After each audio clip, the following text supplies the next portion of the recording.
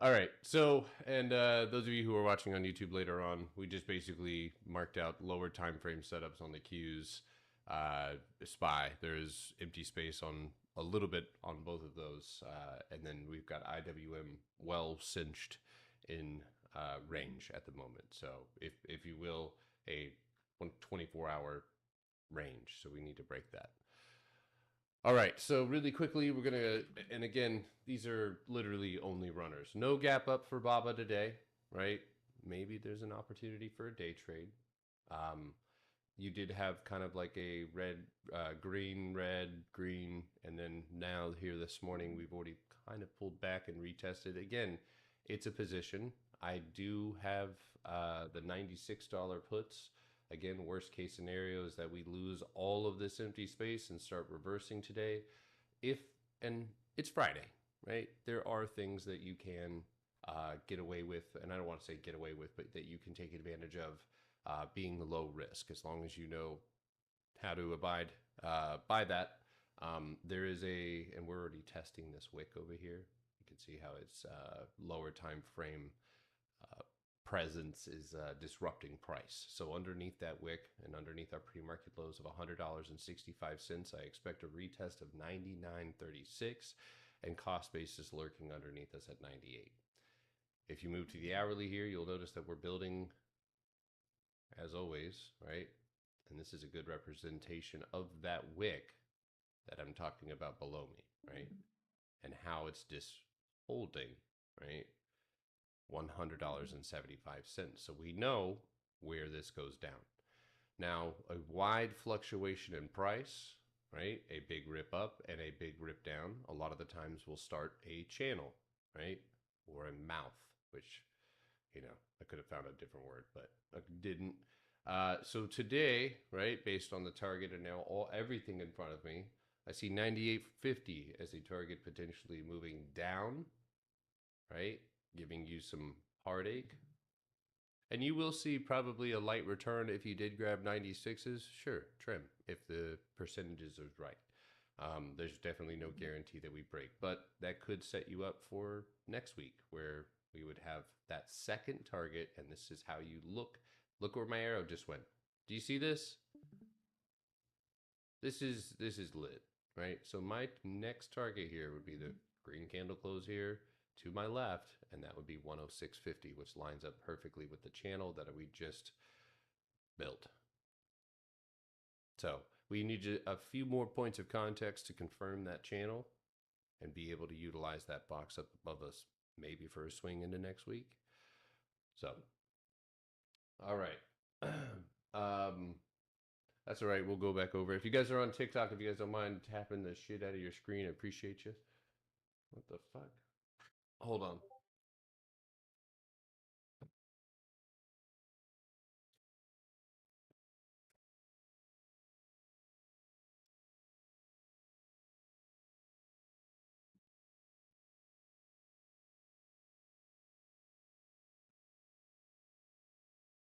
Can't can't find my push pins.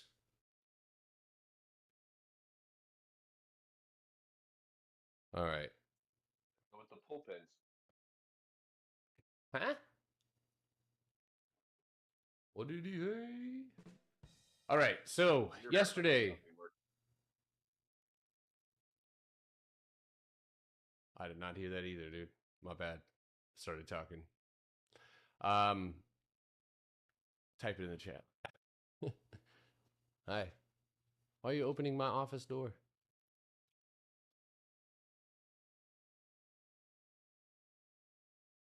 You do bother me. What are you talking about? Close my office door. I'm just kidding. Um, so we have yesterday we had a crazy. Hey, what's up, Highland Farm in Vietnam, dude? What's up, dude? I was just watching your stream. Anyway, you have yesterday a extremely successful swing trade. I think some of you guys hit over 1,000, 1,500% on this, but there is, and if you left runners, you might be in a decent position to see this thing. I love the wick. I love that. I love when you come down and you wreck sellers. This helps buyers, push it back up. So we're basically fighting to definitively secure and move up. And I'm kind of eyeballing and paying attention, right where we kind of lift off here and rip. I want that same level. But the most important factor here is that you have empty space and structure moving into 1384. So if you do have runners, and especially if they're in their money, you can utilize that lack of theta decay to maybe hold a few runners if you have them. If you didn't, that's okay, and just let it go. All right. Hold on one second.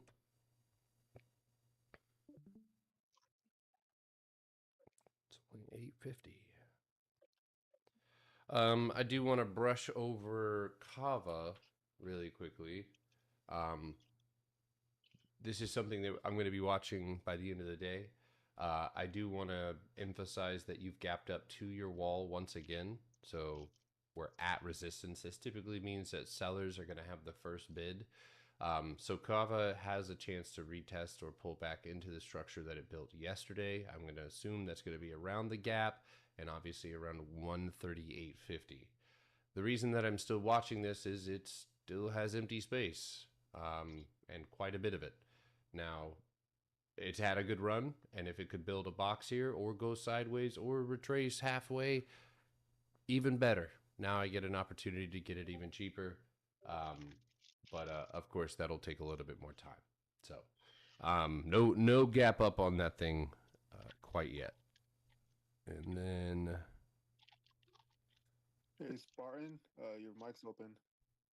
Yeah, everybody, if you're new, make sure your mic is closed. We've heard weird things here before. He was grubbing.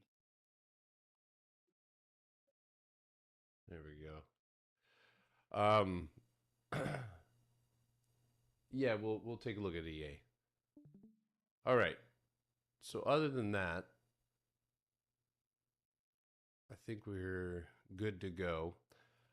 If you guys have any a flag falling, yeah, we don't do flags here, man.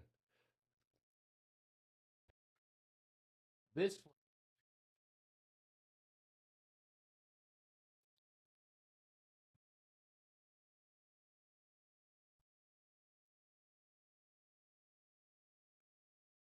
Corey, did you hold your Q calls?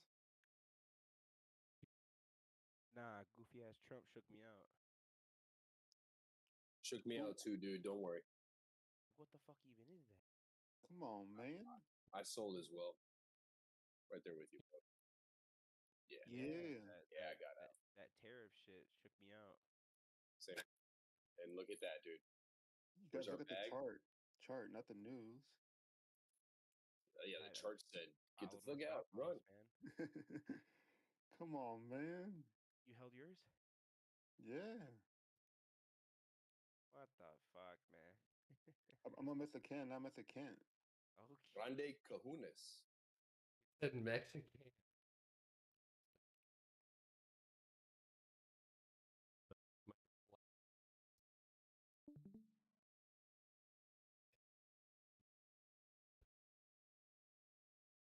I took ¿Qué a small huevotes, position. Juana?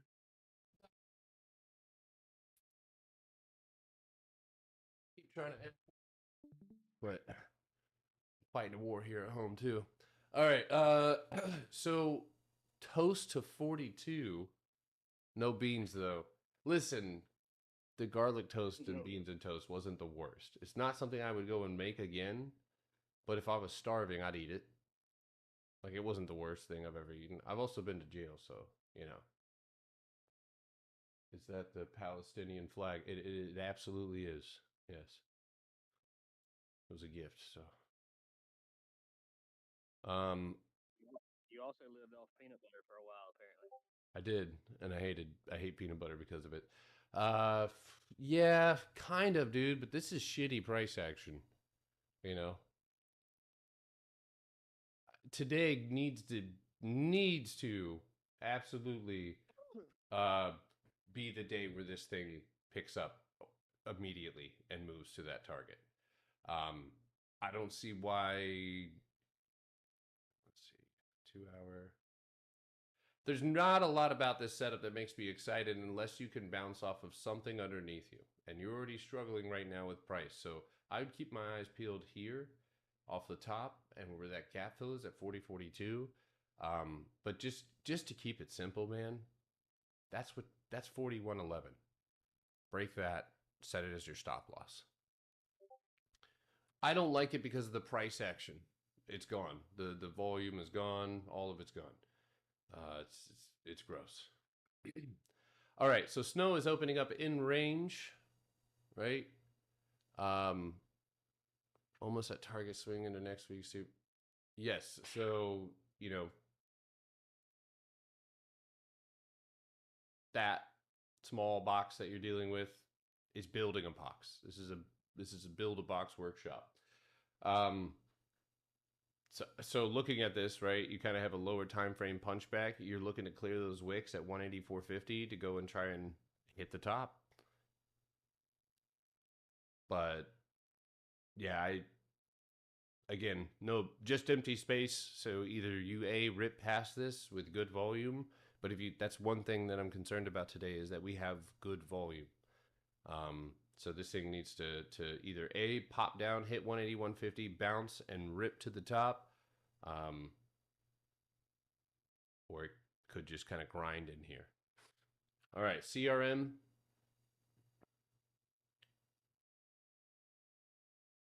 Yeah.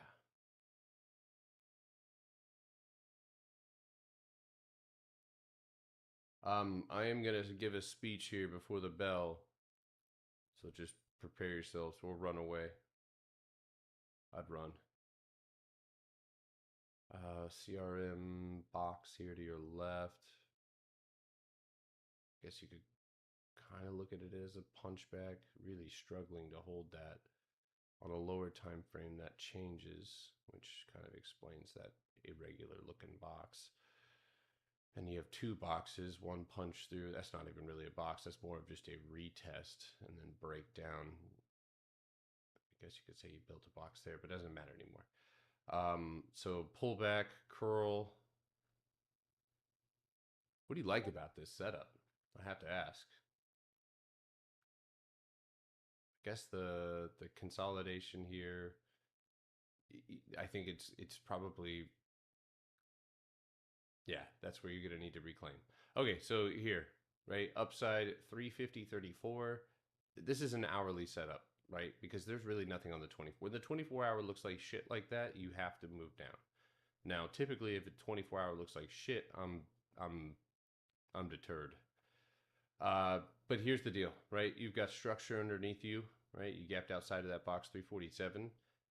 350 to 50 to reclaim. Then you immediately have a floor right after that. And then cost basis at 535. And that's where you could see an upside move to retest 359. So new core. Did I get that? Yeah. 140 target 3 weeks out. So you are at the imbalance, right? Or yeah, you are at the imbalance for what I have measured, and you are reacting to it. Not only that, right? Remember that we're at the imbalance.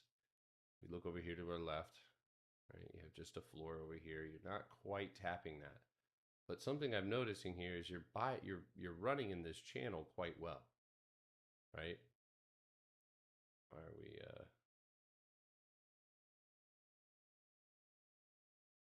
Ew. So light.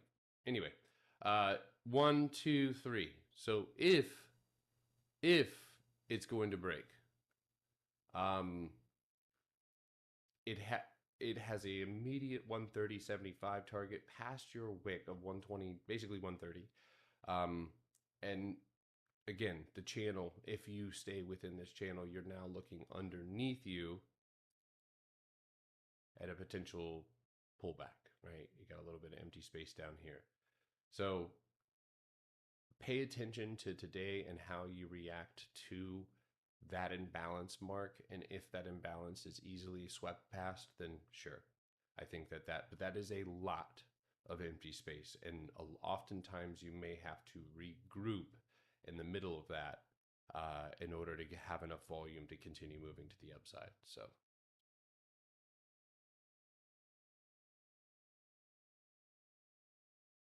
Yeah, the gains yesterday were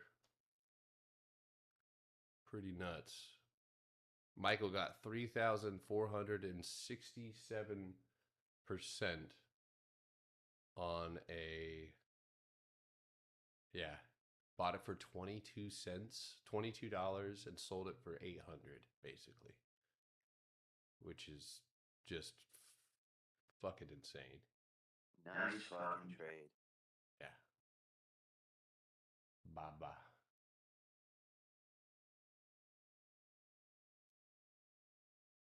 All right.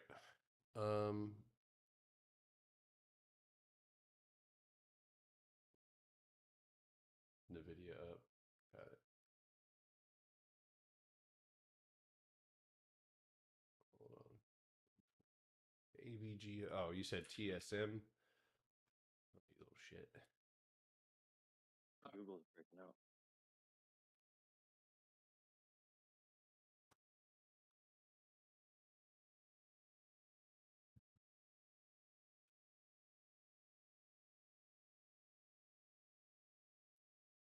That secure system sucks. All right. So CRM 24-hour time frame, you are technically above the red candle close here to your left. And then you have to look to your immediate left to see what needs to be reclaimed. So, okay, so you kind of, yeah, you did. You opened right above it. So 4-hour time frame, you look weak. You don't have a lot of volume. Thank you guys for tapping your screen. Appreciate you. Man, the only thing I don't dig is it's pre-market price action, so it's subject to change. So yeah, your first targets here on the upside, 210.80, 211.15, and if that is reclaimed, you kind of have this weird empty space pocket here at 212.55. So that's something I would be paying attention to. In pre-market, you are, and I actually don't hate when you're like this because it just opens up the ability to, trade it either way. But 15. Yeah, you got this. This is just kind of read and react, right? Bounce off of 208.82 and then over that 210. And again, it is possible to maybe build a little bit more going into this. So, good morning, Pots. What's up, y'all? Pots. How do I feel about that? Tim. You're still a failure. Maybe I am. Maybe I. Yes, chef. Whoa, hold on, Ivy. Is that Ivy? No, that was me. Oh, you little shit. Jorge, handle my lightweight, dude. Fuck. You little shit. Steal his Tesla, dude. Deport his Tesla, dude. What? I see Tim going to 62.35. Empty space. So my monitor should be here next week.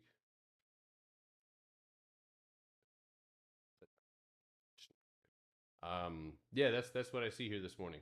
You're on the floor, go to cost basis. If you can break, move up into the next one. Box to box. Now that is an ugly ass box, but got to give it to it. All right. Tim and UPST. It's 9:04, guys. We got plenty of time.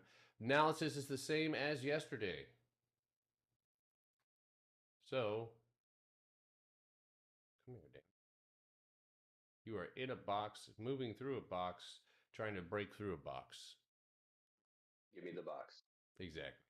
So you need to move over 69.71 to make an immediate move to a short price target of 73.50. Now, if this cost basis, right? This old one that has a baby box right here. If you can punch through that, you got money, right? Now, earnings is coming up, and I've discussed this before. If you want a bag, right, I'm going to tell you my preference. My preference for a great setup going into earnings would be a disgusting tap, dip, fall, tickle some of the empty space in here, pull back up, and set up going right into earnings. And that'll set you up for a nice juicy rip to 81 bucks. And I'll take it. Whose toes do I gotta tickle? That one as well.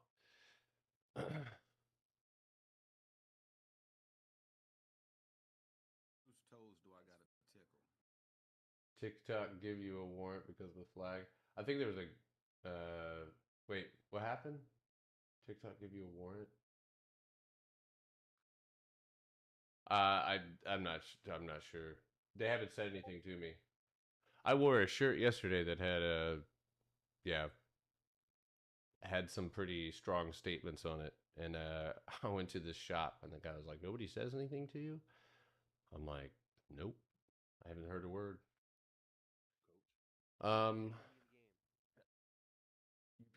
Shop.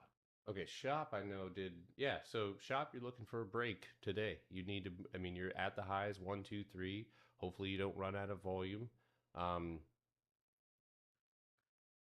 This is not all-time highs though, right? So the target still remains, and hopefully you don't build a weekly box out of this, because it has the setup to do so. But the next target, I'm not sure if it's going to happen today, but it would be 127. I really don't think that would happen today, but I could definitely see that happening next week. And for all you are close. So let's zoom in here. Get rid of I think everything. he has earnings next week is what would make that move. I could see. I mean, damn. What? When is that?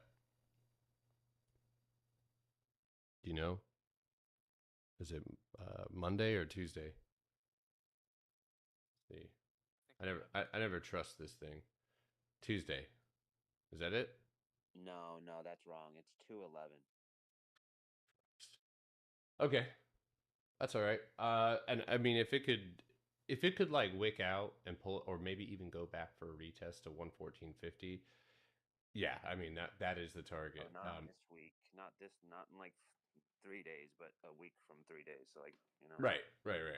So I mean, 131 is priced into this channel too as well. So maybe it just happens today, and the fucking earnings move is over. So I mean, yeah. It's there though. So today you're just looking for volume to pick up and to be moving in the right direction. Dude, Michael, when I scroll through the gains page, bro, you are a dominant force in that motherfucker, bro. No cap. That man knows how to hold. All right. I bet his wife loves him. I'm gonna say real quick before you do the video, look at my chart. See if you like it. Whoa. Hold on. Damn. I'm just saying, I want to see if I'm getting He said, better or do you- not. He said, "Do you Trump like meeting coffee?" with the CEO of NVIDIA today. On the video. You know what? The indicators ruin it for me, but that's between me and God.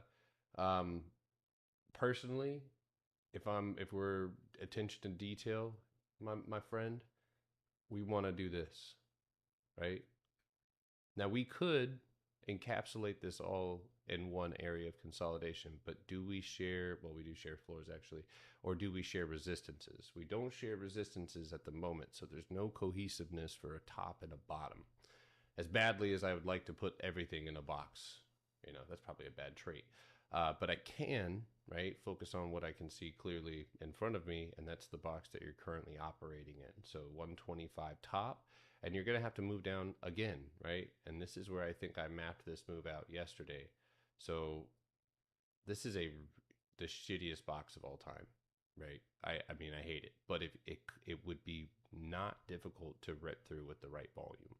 Now, what you'll notice over here to your left is the wicks that I'm showing you for that floor are also your resistance here. So breaking 127.22 would be the juice, but you would have to take that likely here at 125.05 and try and take it up to and out of that floor. Now, I will warn you, there is a flat, perfect 127.22 or 122.77 floor underneath you. If that's lost, you're coming back down here. Now, would that make a, you know what? It could. But more importantly, I'm trying to find that trend setup. So I don't hate a potential rip out of this. In fact, I'm keeping my eyes on it and MU today. So, and then I think just kind of backing that up too is the fact that that's the floor that needs to be reclaimed, right? So there is potential in this chart, but if you do get in volume, right? How are we moving? What is above and what is below? So if you reject this and start fading down and close right back down where you started, okay. All right. NVIDIA 125, Mara. Did I do Mara? Yeah, so I'm pretty sure, yeah, my analysis is going to be the same as it was last night because we have not moved. Let's see here. 4 hour. All right, so we're just going to keep this stupid simple, right? Box, gap fill, and cost basis 1980. If we can move and close a 4-hour candle past that, we can look for a new high. On the 2 hour, right, now we're seeing a lack of cohesiveness with the higher time frames. We have the gap fill and we have cost basis, but this time it's basically at $20, right? Now, at this point, we can go ahead and start mapping out the small structure that's underneath us, right? And the floors that we need to hold. And we can see, do you see how this is a machine? It's a fucking, you know, I would say this is probably, you know, like a Mazda. It's just a car. So $20 candle close, right?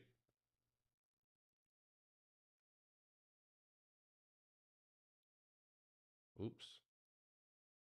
And it does translate pretty well to the hourly, right? You have a little gap down here as well. And I will show you this. Take a look. That's what you're abiding by. I feel the chop. But I'm telling you this, the 24-hour time frame reclaims that gap. And this is what I don't feel a single stress ounce in my body. If we close at around the wicks of $20, I will take it for a swing trade to $22.60 and leave runners for cost basis. That's it. Do you see how in one sentence I can tell you what I'm going to do? And if I have to add a shit ton of sentences like, okay, we need to do this, and then we need to do this, and then a candle needs to do, cool, you do that. I'm not doing that. I'm going to wait, right?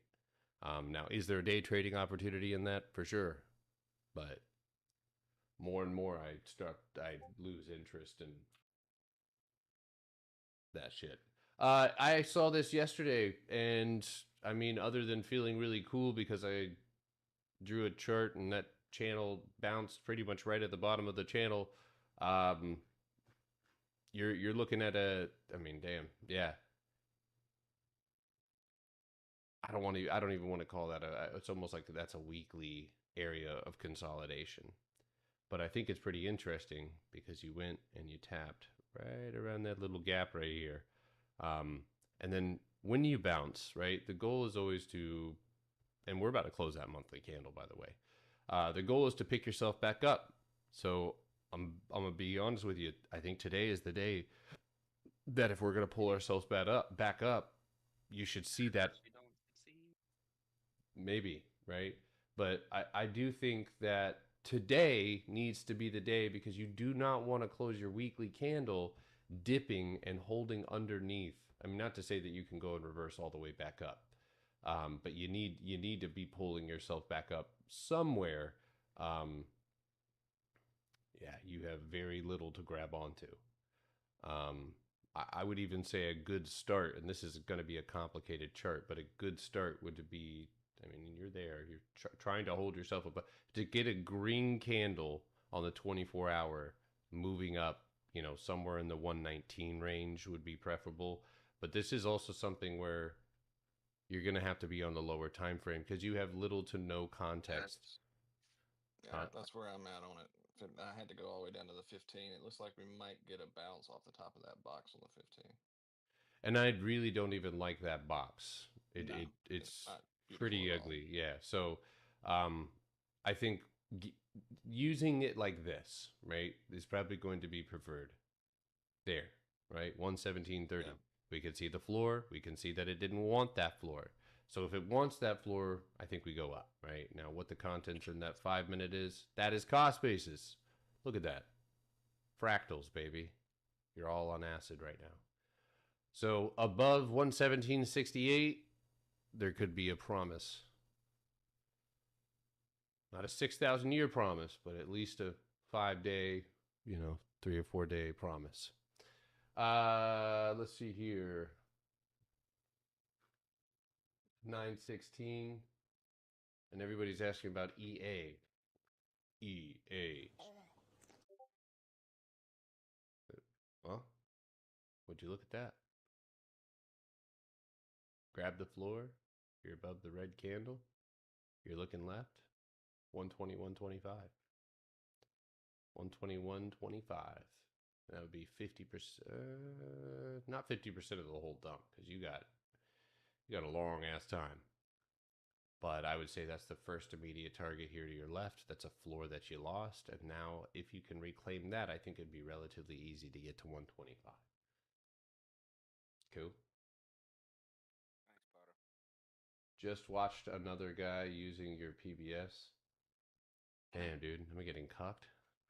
On EA with that gap, it's leaving today for that 24-hour, but the gap above. Yeah, I see that. Yeah. It's just a weird. When I see this, I typically see or start anticipating a channel. Where that channel ends up, fully developing. But I mean, you do not want to pull back today. You want to push and hold. But if you go and hit 121 and reject, that obviously could be. I'm late getting in here. Did you already do Uber? No. Okay. I didn't want to jump in front of nobody, but it's opening up above cost basis on the 24. I'll take a look at it in a second. I'm almost done. There we go. All right, 24-hour time frame. AGNC, AG.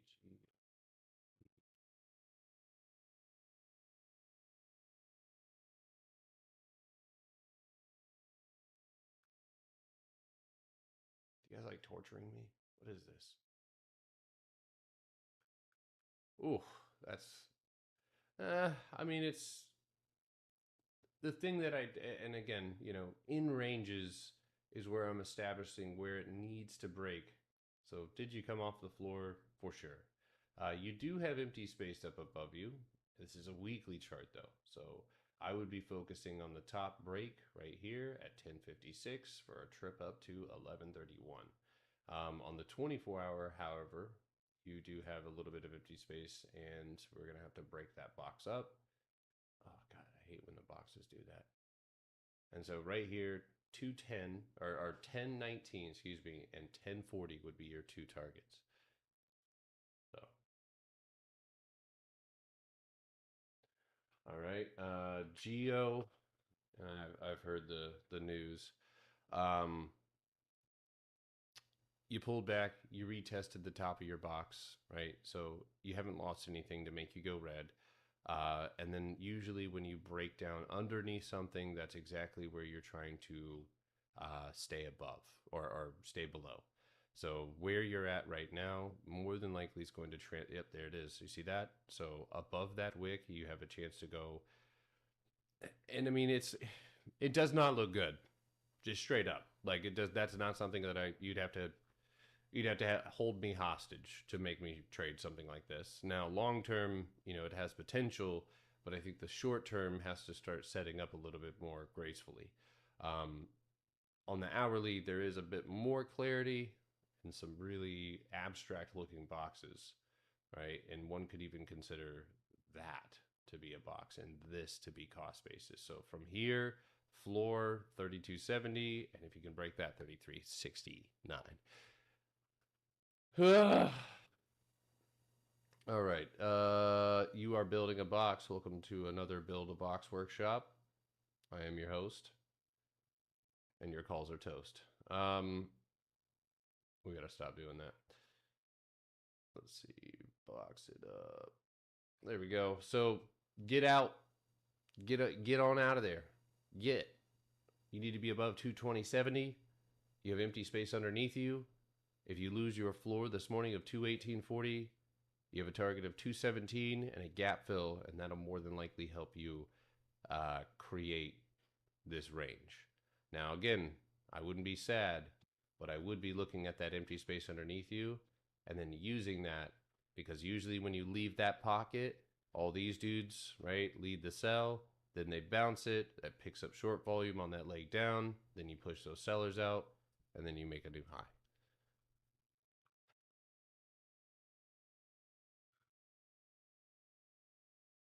What were you looking at, Cade? Uber? Yeah, I got a 24-hour cost basis, 67, and it's opening up on top of it.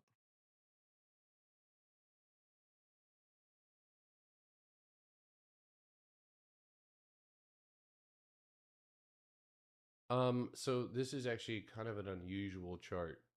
Yes, and then when you go down here, it's no, right? Because technically what happened, and this is the difference between that 24-hour and the 4-hour, is that you built a box, and then you've lost the box. You punched down below this one and used it to retest. It's just box to box, baby. Look at that, right? And now, right, I would say it's right there at 68.13. Good bounce, but 68.13. And that'll give you your next target, which isn't bad, right here. So 71.33. That's a good play. It's a good setup. Not a huge, $20 move, but that's a good ass play. If it can trigger, break, and move. Yeah, a couple dollars on Uber pays pretty well. Yeah, especially if that was to happen today, but obviously wait for your triggers. What was your cost basis there, Potter? 67? Sorry. On the 24-hour, but yeah, when he broke it down the 4-hour, I didn't do that. I didn't go down the lower time frame. 68, clear. 68.20. Yeah, I think it'd be easier for you to trade it on that anyway. Just to map out your trade, place your targets there. Like that's how, see how clear that is though? I mean, it really is, like you can even tell the story. Like what happened here, like Ant-Man. All right, A Lab. Oh, MU, sorry. I'm trying to hurry here, guys. I just have runner positions today. I'm here to help. I'm here to answer questions, look at setups. If I see one myself, I am actually watching NVIDIA and MU today. Just because, boy, I tell you what, if they could get up and out, get on out of there, this could be a pretty sweet play, right? And we're sitting up against the previous resistance on Micron at 93.08 with an immediate resistance above us, which will be most unfortunate if we wick at 94.16. If that's reclaimed, I have the open price of 98.37, and I think with the right momentum, we scream right through it. But then that'll be probably a 2-day operation. On the contrary, you are still holding below where you need to break, and this is the second time. So if today doesn't have the juice, we stay in box or we break box. And so this is a unique area where I'm not really trying to short MU. I see what is in front of me, and either it works or it doesn't. And I just want to emphasize something here, okay? Because I know a lot of you guys in here, whether you're going to admit it or not, are waiting for me to tell you when to get in, right? Which you're going to end up paying the price for that regardless, no matter where you're at, here or somebody else's Discord, right? Even if you're in a Signal Discord, you're going to find out what everybody else finds out. So directly up above us, there's a couple areas where you can set your stop loss, and I want you guys to take what I'm teaching you now We figured out the 24-hour and the 4-hour looks good, right? This is clear. But where do we set our stop losses? How do we get into these trades? When you see this, especially for those of you who are new, right? When you see this and a candle closes above it, that is a usable stop loss. Where sellers want, or excuse me, where sellers don't, buyers do, right? I look at this as overrunning a castle wall, right? And now the occupants are running and we're chasing them. But using that as your wall, using that as your stop loss, or here, that's up to you, right? Your skill. Can you get in, set your stop loss, abide? Now, can that, and a lot of people say, well, it's moving too fast. That's right. That's never stopped me, right? You are, or anybody else, moving too fast just means you need to move down and look at a lower time frame so you can replicate that same process. Now, in the 15-minute, the absolute is 92.96. Now, if I can still see a cohesive wall like that, yeah, I'll use that as well. So here, right? And then you can actually start to see our target for today, which is going to be ultimately 95.13 off the break and hold of 93.50. Shut up. All right, we got 4 minutes here, everybody. Everybody should be mapping out on these lower time frames, just like I showed you. What is above and what is below? Where can't you go if you swung? Where do you need to go if you did? If you're already there, are you taking profit, or do you have room in front of you?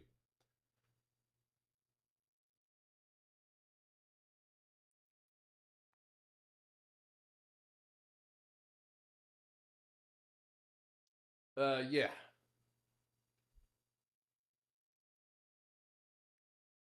Does NeuroGum work? I need to get unblocked by them. Yes, it does work. I don't want to sell shit. Nah, I'm doing infomercials in the middle of analysis. Hey Potter. Yeah, what's up? How much weight do you give the fact that it's the 31st and it's a Friday? Does that potentially, lead to more sell-offs than not, or is that nothing to consider? Just more reading the charts. I'll think about it.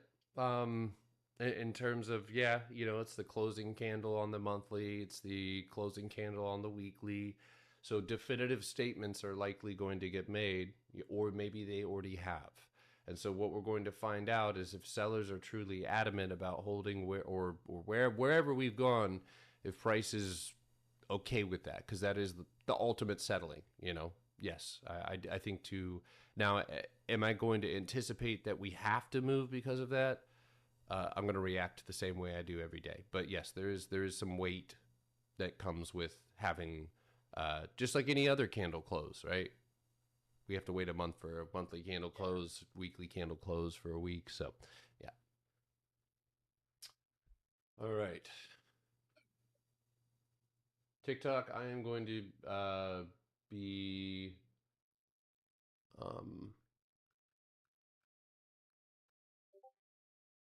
marking. Made that move, so I think it's too late. What did? EA. Probably.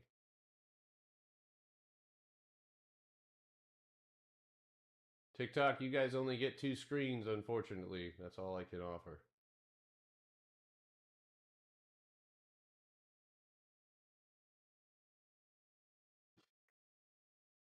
I mean, on the higher time frames on EA, you still got that gap above at 125. Yeah, my first target was 122, then like 124 and change. So this one looks like it's probably too late. The IV is going to be ripping. Plus, I think earnings is next week, right? Yeah, I believe so. I will continue the analysis here in just a second, folks, but we're going to go ahead and open the day. I'm going to manage these last little positions that I have. Watch for a China. Let's see if it holds, or maybe we pull back. I'm starting to think that we're going to see a little pop here. Well, it already tried to pop. All right, it is 9:30. Ding, ding, ding, ding, ding. Do you have runners still on Apple, Garrett, or no? On Apple, no, I do not. I am all out of Apple, my friend. Come on, man. Nah, that was ridiculous. I still have my 250, my one. Listen, that earnings, I still wouldn't. I don't even know what the contracts are up right now. If you got earnings trades down at 224, fire. But if you got earnings trades yesterday, I can't imagine they're going absolutely nutty. No, I've lost half of my premium on that one 250 runner. Yeah. They were free, so I mean, I'd already made my money. I just left one in there for free. Why does your hair grow so fast? I have no idea, bro. Hey, who won the profile pic challenge? What? Oh, Said, yeah, dude. Was it Rusty? The teeth, bro. The teeth. That shit's fucking hilarious. You see mine? I have not. Check live trading chat. Oh yeah, I did. It's really hard to keep track of who you are. I like that. In disguise. Mm-hmm. And you just bounced off of a floor over here to our left, so one could consider 100% on EA. EA Sports. It's in the game. It's in the game. Yeah, nice job on EA. Holy cow, QCOM.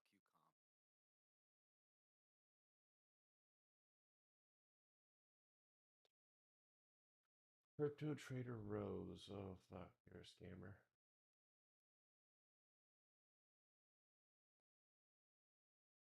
JetBlue's making that run. It's over 650 now. Watch Baba on the floor.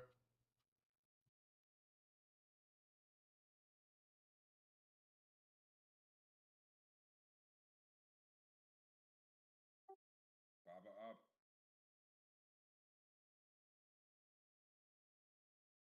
Kava. Still up at the high. Anybody still have a little runner on Kava? I'm going to... yeah, that is at a flat 1,000%. Anyone still on those snow swings we took yesterday for a little lotto? Those are up 200%. Let's go. Dude, if you would have put... That's fucking I'm nuts. holding until the close. Yo, did anybody pick up those 650s on JetBlue for today? I don't think so. Were you calling? Are you calling signals while I'm gone, dude? Oh. No, I took me and I think Rosalia. I'm in JetBlue. Well, I had it with expiration of 7th. Well, don't make some profit. Yeah, I still got 7s for next week as well. I wouldn't. Yeah, the 702 looks perfect. You all swing the cues? Huh? I think some people in here did.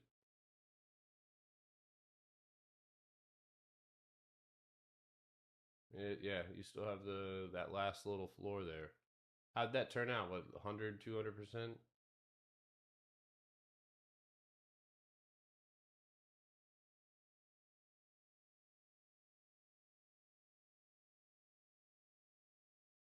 Yo, Nike. What are you building up here? That's about 140% last I checked. Yeah. That's a long play, too.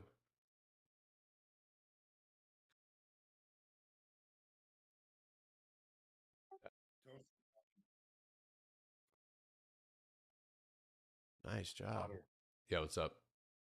What do you think about SOXL? I know you don't like trading the stock yourself, but I don't know. It looks interesting to me.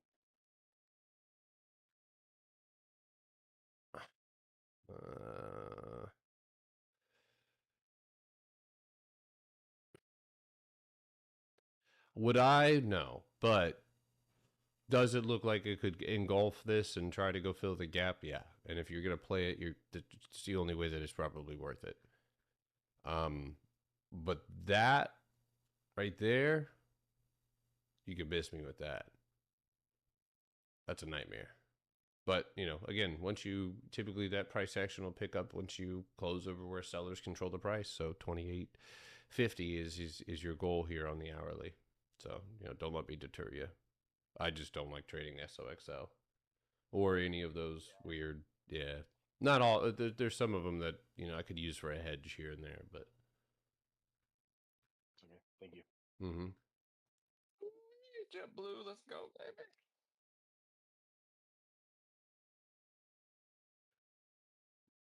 Oh, Playboy Sunny, nice. I saw that. Hey, Kate, the Archers are up too. Yeah, I saw that. I meant to bring that up this morning when he was charting, but yeah, Archer did really well.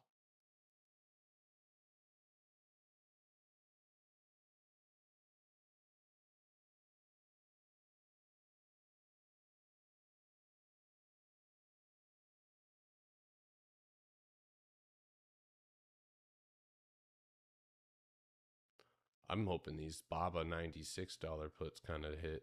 I'm not gonna lie to you. I'm looking at those right now. I'm like staring at this motherfucker like, come on, bitch. Dude, these JetBlues 650s were 5 fucking cent, and I just sold 50 contracts for 26 cent. Do you have a timer in your room? You just waited an equal 25 seconds between each JetBlue statement. That was impressive. I'm sorry, I'm excited. No, you're fine. Yeah. It was it's like you planned it out. Hey, did I miss your speech? No, I didn't get to it. Okay. You want it now? Because it might not make some of you feel good, but I need to say it. Some of you guys need to stop asking for analysis. You've been here for years, and you already are fire with plays. You're making money. I am the last notch on the belt before you're set free. I mean, if you can go out and say, I like this, I'm taking it. You officially, Pearl, move my desk again and I'm going to eat you. But some of you do not need me anymore. And I don't think you even know that yet.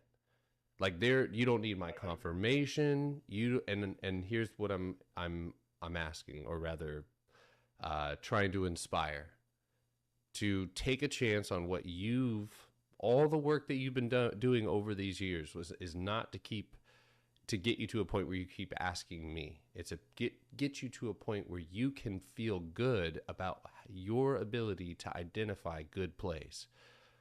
So I'm seeing some of you guys who I look at it and I'm like, I know exactly why he's looking at this. It looks great. It perfect strikes. Like, you're telling me the right things. If that's you and you keep hearing that positive feedback, separate, right? You don't have to stop listening, but don't ask, and see how one of the plays turns out. Just try it out one time. And if you are right on all accounts, then you can definitively say, I can start my own Discord. No, I'm just kidding. But you could, at that point, feel good about what you're doing. And then it's more or less like, shit, if you feel like it, you could share the play. Hey guys, this is what I'm looking at. This is the setup. These are the strikes that I'm looking at. That's it. So this is the difference between being somebody who is just asking for confirmation or giving it. Anyway. So anybody want to go in with me on Put Sisters Discord?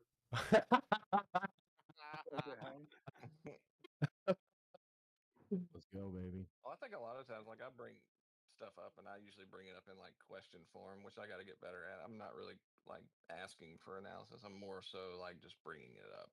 I didn't mean to try. This is for anybody who wants to take the next step. I'm talking to, there's probably well over 25, 30 people in here whose analysis is great. Their targets are great. Everything is fire.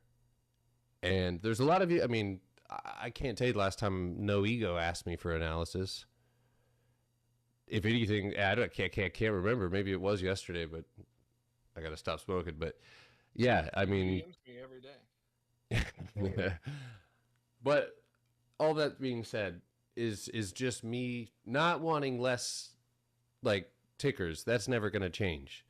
But that's my purpose, is obviously to get you guys to that level where, yeah, you could, if you wanted to fucking start a Discord, just make sure you leave first. Because if I find out you in this motherfucker, I was playing. Tesla's above yesterday's high. I was No, just I've gonna seen say, that. Dude. JetBlue's approaching $7 right here, guys. nice. Tesla, nice What's your push. target on JetBlue? Are people still in Snowflake? What's your target on JetBlue? Nike, bro. I don't know if you guys are asking me, but $7 is what I 7 and 725 and 740. Yeah, my longer, further out contracts I'm gonna hold, but I'm. If you're gonna take literally trading Tesla, off 7. if you're gonna take Tesla, your trigger above you, right? For a break is 416.82. Watch price when it hits that mark. Yeah, I had 416.60. Close enough. EA perfectly wicked that target of 124.86. Did it really? That's hot. Yeah, on my charts, yeah. Bro, I changed my sound notifications to Thunder yesterday, and I just had a fucking heart attack. Oh my god. Holy shit, that scared the fuck out of me. Can you take a look at QuantumScape QS? Yeah, sure. Kava is trying to leak up here and make a potential new high. Maybe. We'll see what we get. QS. Did anybody else take Google? I did not, because I don't take signals. No, I'm just kidding. Never mind. Next, these contracts are moving. Tesla is Google. try it 412.37. Oh, QS, dude. Oh my god.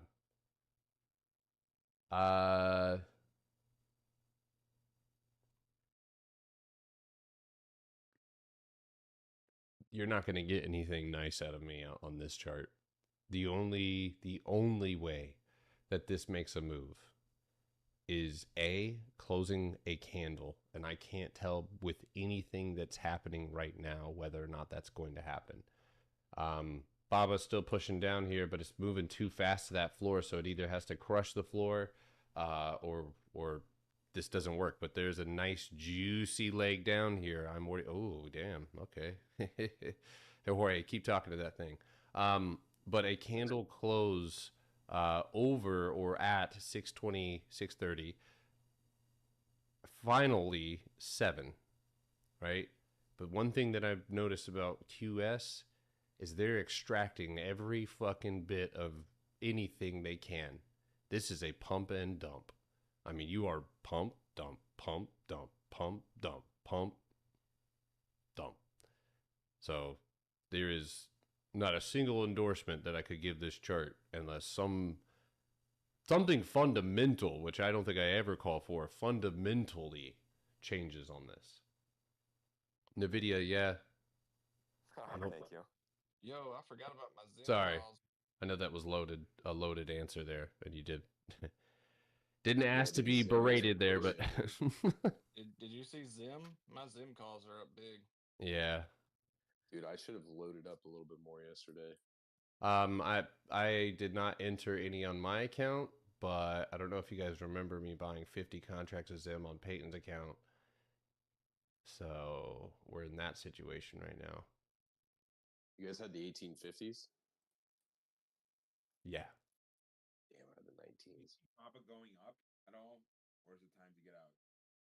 You're at the floor right now, dude. I am paying attention to how this candle closes. You did dump too fast, like I mentioned. But if we do experience, and it does look like the probability is increasing, you are below the candle closes at 101 on the 5, and you are at the wicks at $100.75. So the only alternative here, and we're even paying attention here, is going to be useful, is that we can start, or rather reverse a candle. You're just going to, if you're red, man, and it's already gone under where you said you were going to get out, then yeah, I would just get out. But with the empty space underneath us and with the way that we're falling, we have to keep our foot on the gas pedal in order to keep going down, or inevitably buyers will hold it for a period of time. But right now, my money is on the downside. So, yeah, I do think that there's a lack of opportunity to the upside if this breaks. Nice My Tesla. JetBlue contracts, the $7 ones that I got for this week, they were 3 cents when I bought them, and they're now 13 cents. So I'm just beside myself right now. They're 16 cents now. Are you beside yourself or with yourself? I don't know. I'm having an outer body experience. An outer body, out of body. Yeah. You got multiple bodies. See, that's what a psychopath would say. Outer bodies. He's got bodies around him. I'm telling you, it's all adding up. 50s over 400%. That's beautiful. Look at you guys. My little poodle's like looking at me like. You have a perfect, you have a perfect target at 728, 727 here, Cade. And then a second target for runners, 771. And you can go ahead and start looking at floors that you've reclaimed. Oh my god. $7. Dude, how many Yes. people are here in live trading? There's a lot of people.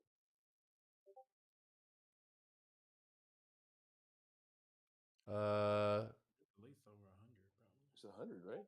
Yeah, it used to tell me how many people were at the top of the channel. It would say this many people on live, but it doesn't do that anymore. Mike, what'd you do? Trim. If you have 50 contracts, trim by 10 or trim by 7. You trimmed, but you got out all of it. That's not a trim, dude. That's a scalp. Or all right, you are holding right now. Baba is trying, but again, back down to the 5-minute. What can you hold? So right now you're already struggling with this and that exact 101.12 that I told you about. So if buyers mean it, they're going to do that, and they're going to try and close it over that mark. So you're sitting right at that floor. That's the only shitty thing about falling too fast. Now, these are just hedges, so hopefully for our boy here, this does go back up, because I don't have a problem getting out of the hedges. Kava still trying to creep slowly. Tesla sitting against those wicks that we talked about, 412.66.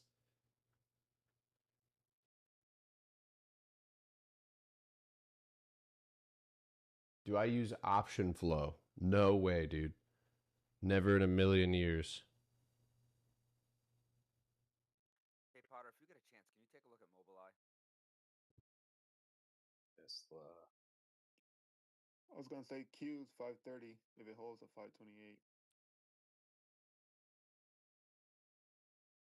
Yep.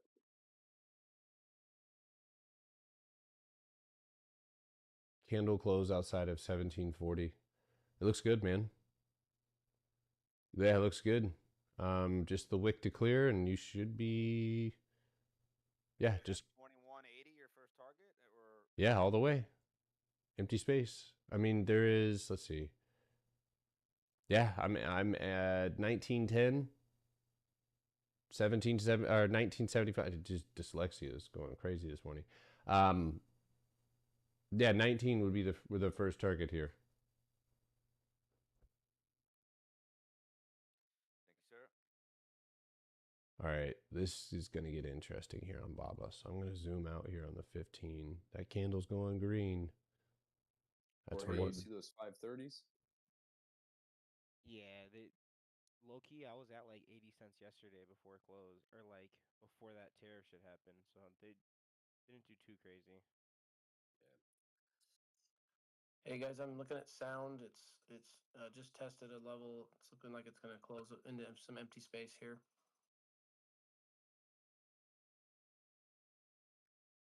That looks like another build a box workshop. Nothing wrong with that place. Sound. Double floor. Gap fill 1605.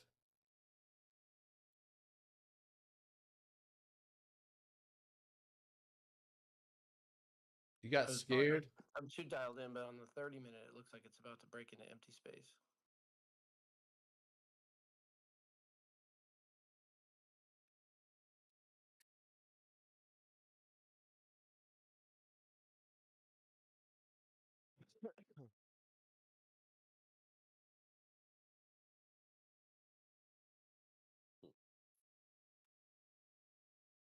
join Jorge's Discord. Yeah. Jorge's JetBlue now Hexagons. 500%. Jorge's House of Comfort. Saphir. Actually sounds like a brothel, but.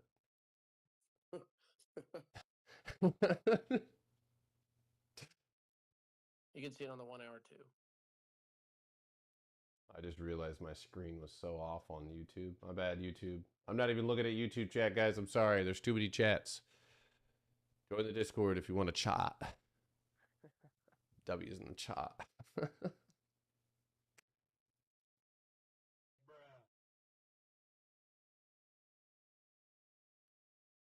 Baba fills up this empty space to the downside. 25% discount on hats. Oh, speaking of, yeah, hats are done, ready to ship. So if you did send money to Ivy out of the kindness of your heart, I don't care how much it was, send me your address. I'm gonna send you a hat. You gotta make flags, man. Simple stack. Send it flag. to you or send it to Ivy? Send it to Ivy because I can't keep track of anything. Okay. Simple stack flag would look tight right above my monitors.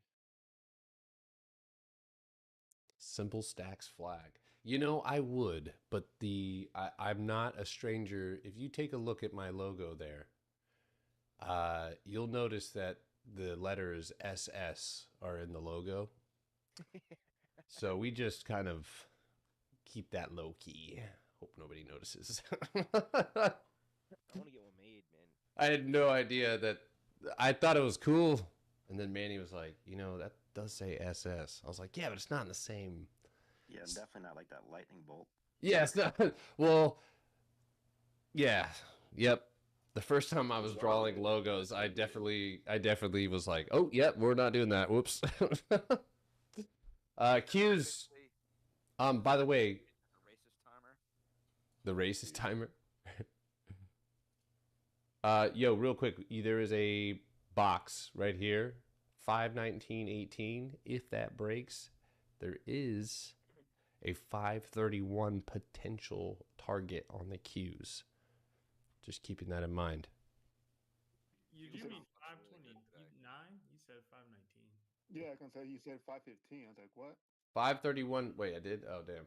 In my mind, I said it perfectly, but 531.62. You all have been here long enough to read between the lines. I can't. I don't know. MU 0 DTEs, 93s and 94s for today at 91.80. Have you ever sold something early for a loss and regretted it?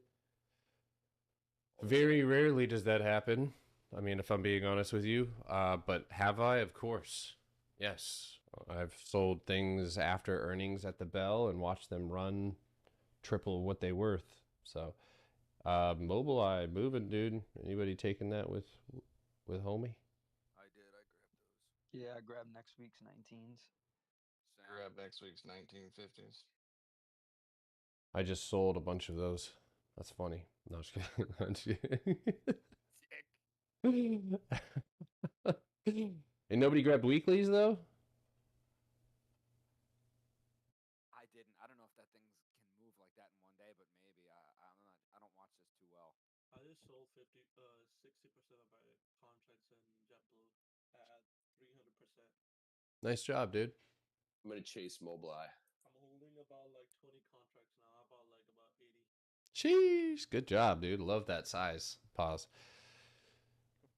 Damn, man. Listen, Man, I paused. I paused. You can't say anything after I pause. All right? I got the remote. Don't clip that, Sure. Neil. Hey, yo, Q's 529. We tapped it. That inappropriate comment was brought to you by Kyle Fruity Cereal Smoothies. When you say pause, it's like a trigger for clip that. I don't know. What's wrong with you? You think you spend too much time on the farm? Yeah. said it. It was sad. Yeah, it's beautiful out here, man. Yeah. Yeah, I'm really loving living on the islands. It's been peace. We had a forest fire yesterday. Stop setting your forest on fire, idiot. No, somebody down the road that's been going on people's properties with their ATVs, and we've been catching them. Mm. Those people got caught. They ended up setting the woods on fire where one of the Verizon towers is on one of our neighbors' land. Yeah. The wind was blowing and it was picking up pretty quick. I was like, not this place. Are we really gonna have a forest fire fucking here? My backyard. It's fucked. They ended up putting it out, but he went to jail. Yeah, I'm glad. Yeah. I actually knew a guy. That would have been pretty interesting if we saw Kate on the news explaining the whole story. Yeah. That would have been fantastic. Thoughts on AMD? I bought calls on that dip. Yeah, TikTok, what are you guys watching right now? Ooh, you bought calls on that dip? If you can bounce and pull yourself back up above 118, and you're trying to do that right now, but I'm gonna let you know. I mean, you did hit a cost basis underneath you, so I mean, not bad. Above 118.41, look for 119. Now, if by some chance in hell that could go past that, you would only have your pre-market box to keep you from punching out and moving forward. That's not what she said. I don't think you ever even Google. My goodness. How you been doing, Dust? Been hearing a lot of positive things come out of your mouth. All right, come on. That was the most positive thing right there. The emphasis is the come out of your mouth. It's a back and forth, man. FOMC, not a good day. Yesterday, great day. Today, panning out well. Just one day at a time, man. I did just hear you say, "Let me chase Mobileye," which was. Oh, I was just kidding. Yeah, well, it pulled back immediately, so. You're welcome. Hey, Garrett, can you take a look at CVX? I took Sure. a straddle play for earnings, but I think I kind of sold out a little early. Oh my God. 150 puts on those. Yeah. I think you're about to stop here in a second. Right here at these. Well, let's look at the 4. Yeah, that's here. Should I give it the floor? I think I should. Yeah, so you're at the top. I mean, it looks like a lot of volume right there, but maybe even 149.84 to bounce, but you're there now. Whether or not you keep pushing down decides whether or not we're sitting at 148.75. So You just closing Tesla hour. Come on. you said Kava? Yeah, drop your guys' request if you're on TikTok. Kava group.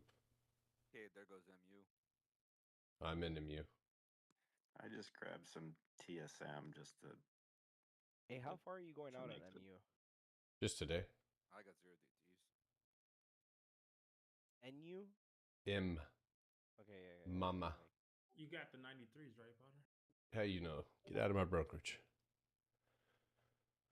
Is there ever a scenario where you buy calls on a 24-hour close, breaking the bottom of the box, speculating that it'll gap up the next day? Yes. I'm not always one to buy, but yes, if a floor is reclaimed on a box that I could see punching through into empty space, for sure. Do I all do that every time? No. A lot of the times price action, how we close, what we left underneath us will determine whether or not I want to take that. I think Kava's done, brother. I think just for now, maybe differently towards the end of the day, but I decided to sell when it wicked up just a whittle, and so now I'm kind of just thinking we're going to pull back. Baba is not doing anything right now, so PLTR. Yeah, I was gonna say Palantir's looking good. Dude, this has been one of the best equity. Like, I could not trade and just let PLTR keep ripping. Beautiful break. Beautiful stock. Beautiful boy.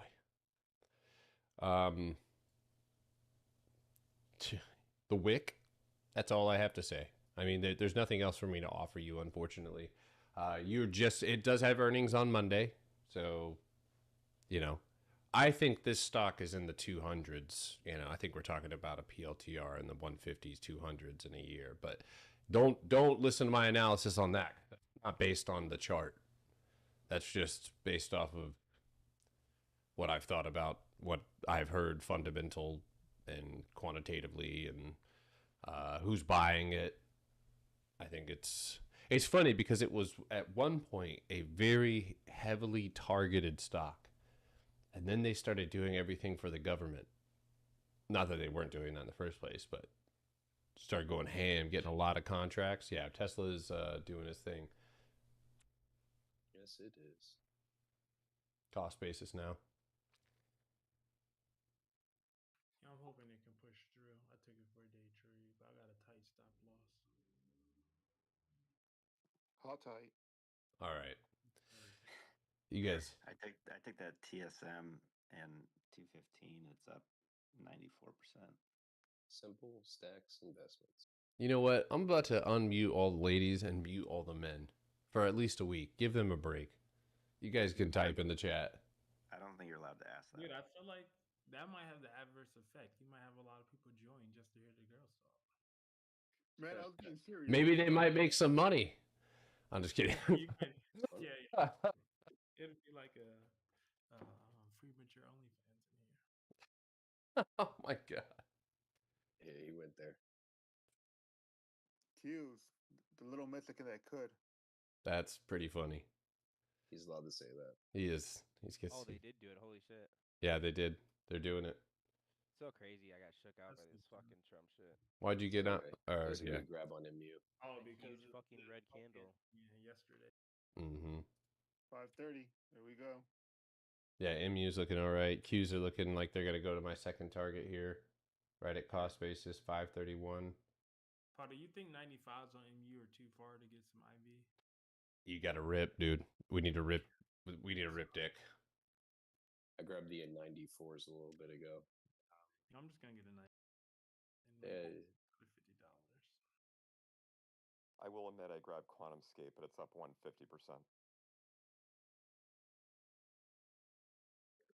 Took NVIDIA 130 0 DTE.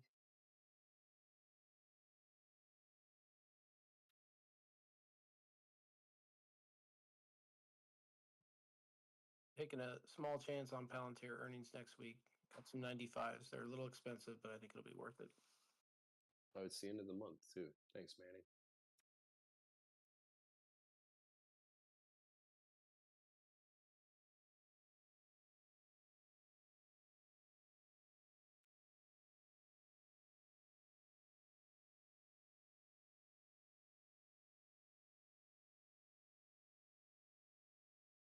Mike, you made $6,000 today, dude. Don't be mad at yourself. That's a lot of loot, my boy. Our Mobilize moving. Did you see a little TikTok thing talking about like how traders are greedy and like how most people in 8 hours make $160 and you guys are bag holding for $200? Oh man, that's why I think that the whole day trading thing, like, I had this kid on Twitter and I kept trying to like, he would, I watched, he'd been doing this for over a year. He'd put 1,000 or 3,000 or 4,000 in. He would use 1% or like way less. He would make maybe $15, $20. And he would say, base hits done for the day. I'm like, you could literally beg for money and make more. You could sell lemonade with a child and make more. You could steal copper and make more than that. You could work a regular job and make more than that. We are not in this game. I am not in this game for base hits. That's dumb. You know what I mean? It's, especially when I can see the. Damn. Oh, sorry. Yeah. God damn. Cade, bro, you got the same ADHD I do. I know. It crosses our paths a lot. Yeah, it does. That's all right. We're there for each other. No, shut up. No, I was kidding. Okay. But I forgot what I was saying because Kate interrupted me. God damn it. see what your ADHD did to mine? There goes Nvidia. If some people are still holding on that one. Yeah, Mobileye's looking pretty good. Tesla's hit 100% on Nvidia.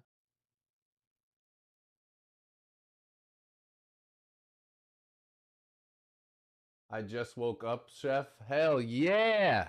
Ivy's having a little paid vacation today. Putting it all on her brother.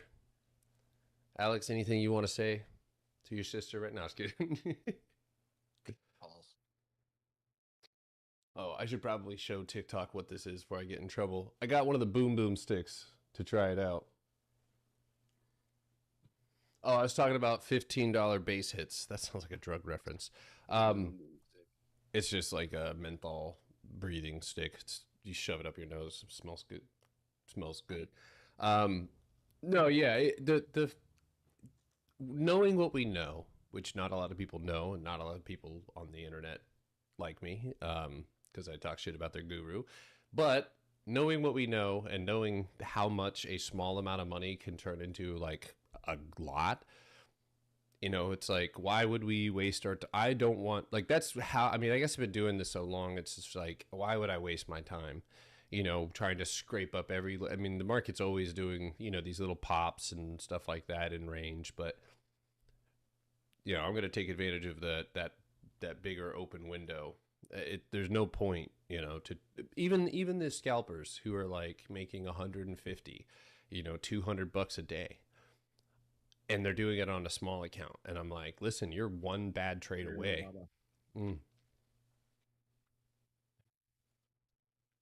Just hit 100% on those. Oh, yes. Oh, and I'm sorry, dude. Q's hit 530. Yeah, Mobileye, we just hit 100% on those weeklies. Damn. Yeah, Baba is falling here. Hopefully moves the same way that it fell. Bye, Baba. Bye, Baba. Yo, man, how does your system work? So to condense this into a really short statement, we focus on higher time frame setups. We look for structure or boxes on the 24-hour time frame, which is really important. You have to have the extended hours data to see what we see. But we trade in these pockets. So, you know, for example, you guys can't see it. There it is. So like Mobileye, where we see this empty space, this is where the majority of our plays take place. In fact, Baba was the same story. Maybe not your quintessential empty space, but you know, off the wall here, took it to, and these were runners, but there was nothing here up in front of us. So we trade in pockets of empty space. We pick target-based contracts. And we based all of our trades off the 24-hour time frame, knowing that the market is a fractal of itself. So what happens on the one will happen on the 24-hour time frame, but it will just take an extended amount of time to happen. So, well, maybe not extended, but would I short target? Kind of dumped right here. Did it hit that target and immediately reverse?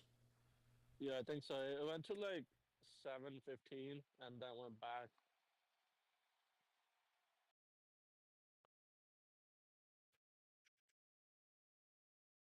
Damn. You think it's a good buy again for next week? No, not with empty space underneath you. Well, not. So I like to buy when things get reclaimed, not rejected. You know what I mean? So if you can find something underneath you that you've reclaimed that you can hold, which when I look at this, you know, it would be 670. So if we lose, which that is the imbalance. God damn, it's so perfect. So underneath 670, you're going to go back to 637. If you can hold right here where you're at and build a box, Where then can I hold 70? 670 is where I think this will continue moving down. So, come on, Bob. Thank you, chef. Yeah, no problem, brother. 98.50. Wait.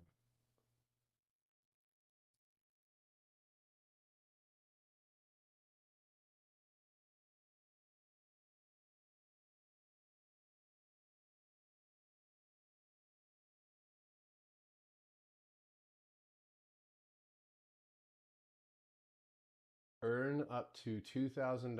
Inbox me. What do you trading on? Inbox me. I'm trading gold, Apple, and you. How long have you been trading? Hey, trading? Get the fuck out of here. What the fuck are you thinking? What's wrong with you? Scram. We don't want your kind around here. Inbox me, dude. No, get out of here. He told him to scram. Get. Dude, just for fun, sometimes when like those double like Potter duplicates add me on TikTok, I would just like chat with them just to see what they want. Yeah, waste their time. If you know they're a scammer, which I will never DM you for anything copy trading wise or crypto, but yeah, waste their time. I've seen some people give some pretty funny. There was one dude who like insulted this guy's whole family lineage. I was like, Jesus Christ, bro. Look at MU, dude. Look at MU. I know, baby. I know. And oh, yeah, that's it. We need to bust through this thing right now. Go rip ass. Well, that's maybe you free. Did anybody take those 93s and 94s when I said I took them? Yep. Yeah. Holy shit. Did you guys Yes, take I a did. move? Yeah. Dude, the 94s were 15. Is it a good cents. idea to They're at check it right 45. now? Oh, God, hush. There is so much talking. Hey Garrett. Yeah. Don't chase. So, What?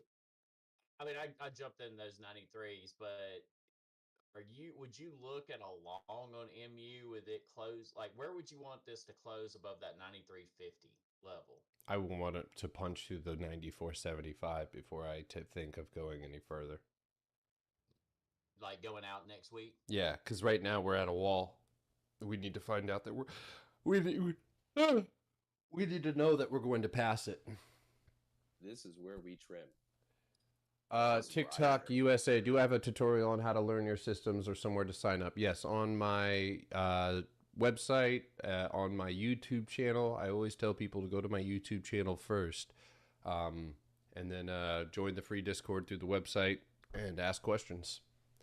I do have a workshop. It comes with 4 months in the Discord, but I usually deter people from getting that until they've gone through the YouTube videos because there is a lot of information on there. So you're such a handsome man. Oh, damn. What do I think of XRP? I don't think about it. If I'm being, I think he's handsome now. Wait till that new do-rag gets here. hey, I got the. Oh shit! I forgot to order that. I fell asleep. Yeah, where's Stelio at? I needed his. You know, he got me the do rag. So What do you think of him when you hear do-rag? because he's the one who told me to get it. Racist. See that? That's called flipping it back around. And hear him in Potter, you got any designs? Designs for what? For my hat. Do rag. It's velvet. I'd maybe put a candlestick on the front of it. If you look up 36-inch silk bandanas, that's what I'd be wearing at night. You can get some like pretty cool patterns on Amazon. I just bought an all black one. Basic. You know what? That's all I need. You wearing silk bandanas? I'm wearing it when I sleep, dude. Hell This yeah, is not man. a fashion competition, you know. What the? Gotta protect the mane. That's crazy. Bro, I'll be waking up, my hair be silky smooth in the morning. Trying Bro, to waking up in a bonnet. trying to follow. Can you run through one of your trades and what you're looking for to close it? Well, I can tell you about some trades I just took. MU I took, but that's a lower time frame setup, and we're still waiting, and it's kind of fallen off of that wall. But we took Kava. this is a better example of what I'm talking about. So any of you on TikTok that is trying to figure out what we're doing here, zoom that in. So if you look at Kava here, we have a small box up in front of us right here. And you can see all these candles that keep hitting that 50% mark. When we get a green candle close up against it inside of the wicks, right, away from where they closed that price at 124, that triggers the 50% mark. We look at what's up above us, and there is nothing. And actually the first floor, right, we have one here, and we have one here, and we have one here. So all three of those targets, right? And I didn't do much trimming at 132, but I did at 136, and I let my runners run to 140. So if the strategy itself is simple, right? In concept, you are literally looking for a candle close outside of the box or through cost basis, and then you're looking to identify what is above you. And if there is nothing, that's typically going to make a good trade. My brother made this.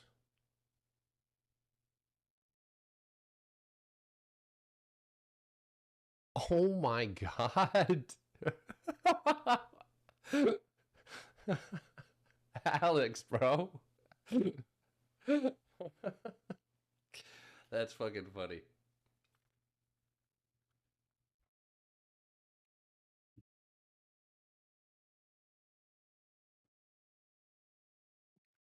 This is my second strongest trading day since joining a few weeks ago. Nice, man. Yeah, we get these waves, man, of, you know, the market contracts and then it expands, and it does so in unison oftentimes. So, you know, a lot of the times we'll get these big rip ups, and then we'll have kind of a quiet week, and then we'll have another big fucking rip up, and sometimes even more prolonged than that. But awesome, man. Congrats. This is go ahead. No, I was reading off of TikTok. Yes, I am trading options. This is my best day, but it was kind of by accident. Taken Walgreens down a couple days ago because I thought it broke out of box, and it went up, and so the contracts were, you know, nothing. So I just let them go. And then they announced last night that they were canceling their dividend, and it went from, I had some 1050 puts, so it's down around 960. Jesus. So, well, like, yeah, that's a gift right there. I got that one, and I picked Cypher to go up, and it didn't quite make it all the way until after hours. I got like a $50 million investment, so I was close on both of them, but didn't quite read it right, but it worked out. So I got to be careful. Oh my God, look at Walgreens. What a disaster. Yeah, I got, those are up to 81 Oh cents my right now. God. Yeah, well, that's sitting on a box right now. Literally. Look at that nice little chunk right there. MU, there you go, baby. Fight. Make Micron technology great again. Or something. I didn't get an EA, but it's climbing back up slowly.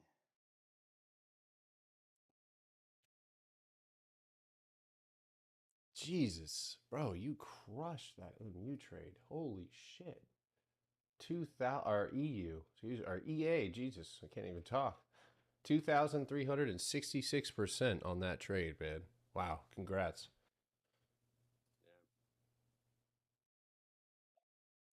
The fact that this is normal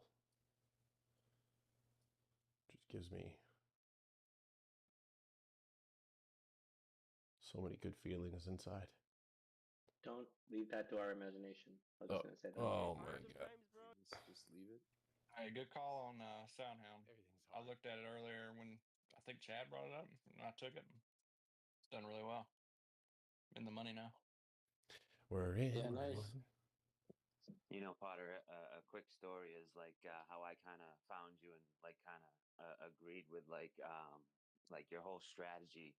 is because, right, like my dad, you know, these old classic types, which are like the long hold, buy, never sell, don't even touch the money, never see the money, never get to use the money. It Mhm. just sits in the account forever Yeah. and goes.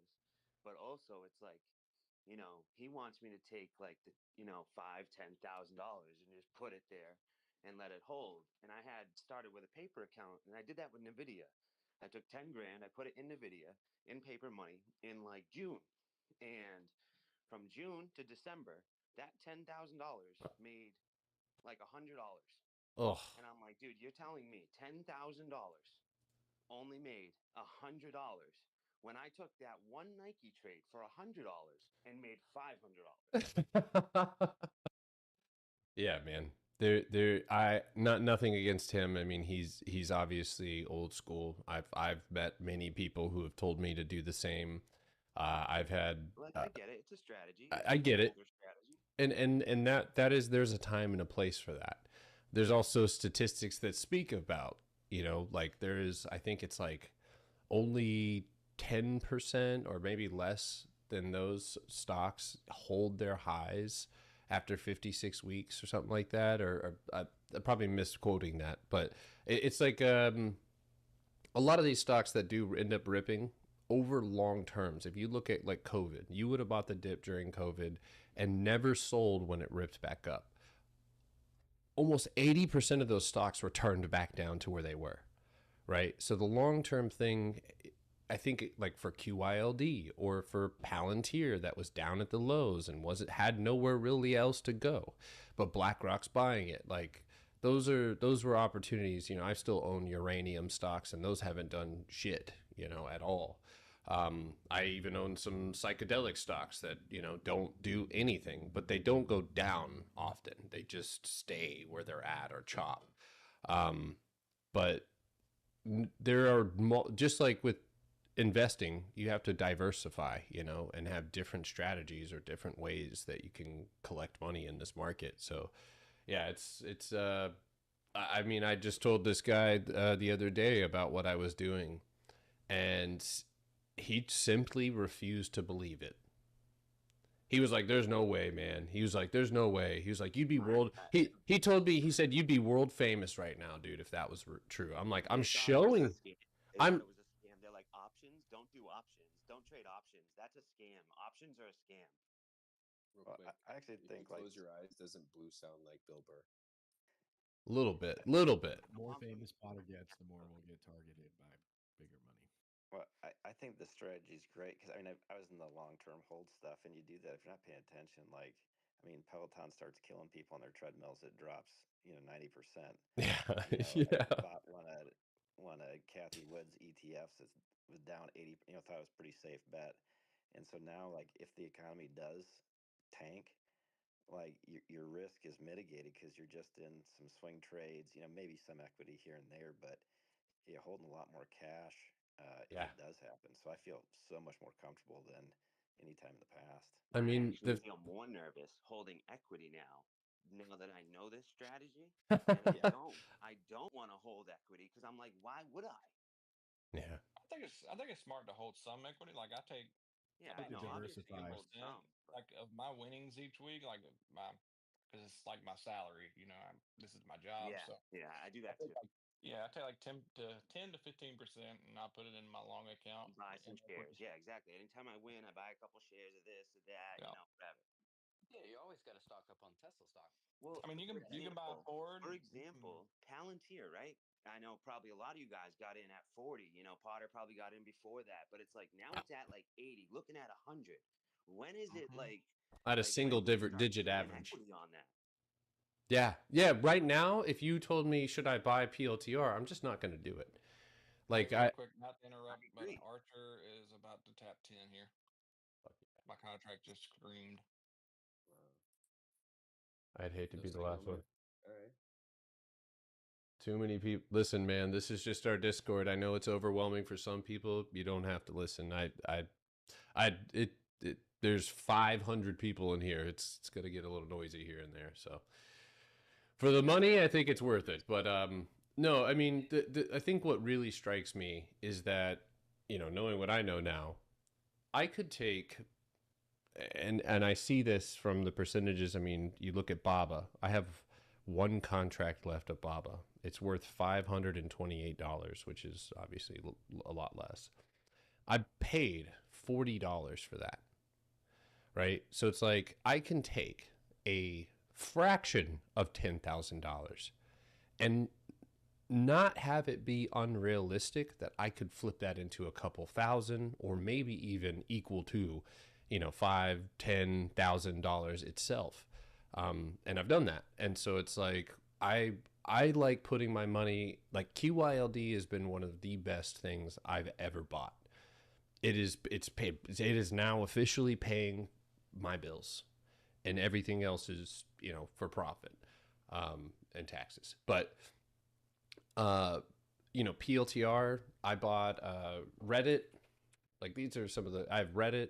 I got that one off of if you had been on Reddit for a certain period of time and had like a certain level of karma, you were offered pre-IPO shares. So I ended up buying Reddit pre-IPO, Cart, right? And all of these stocks have something in common. Like when I did buy them, I know you guys in the Discord have been here for a while, remember Cart, but we were down here when we traded Cart.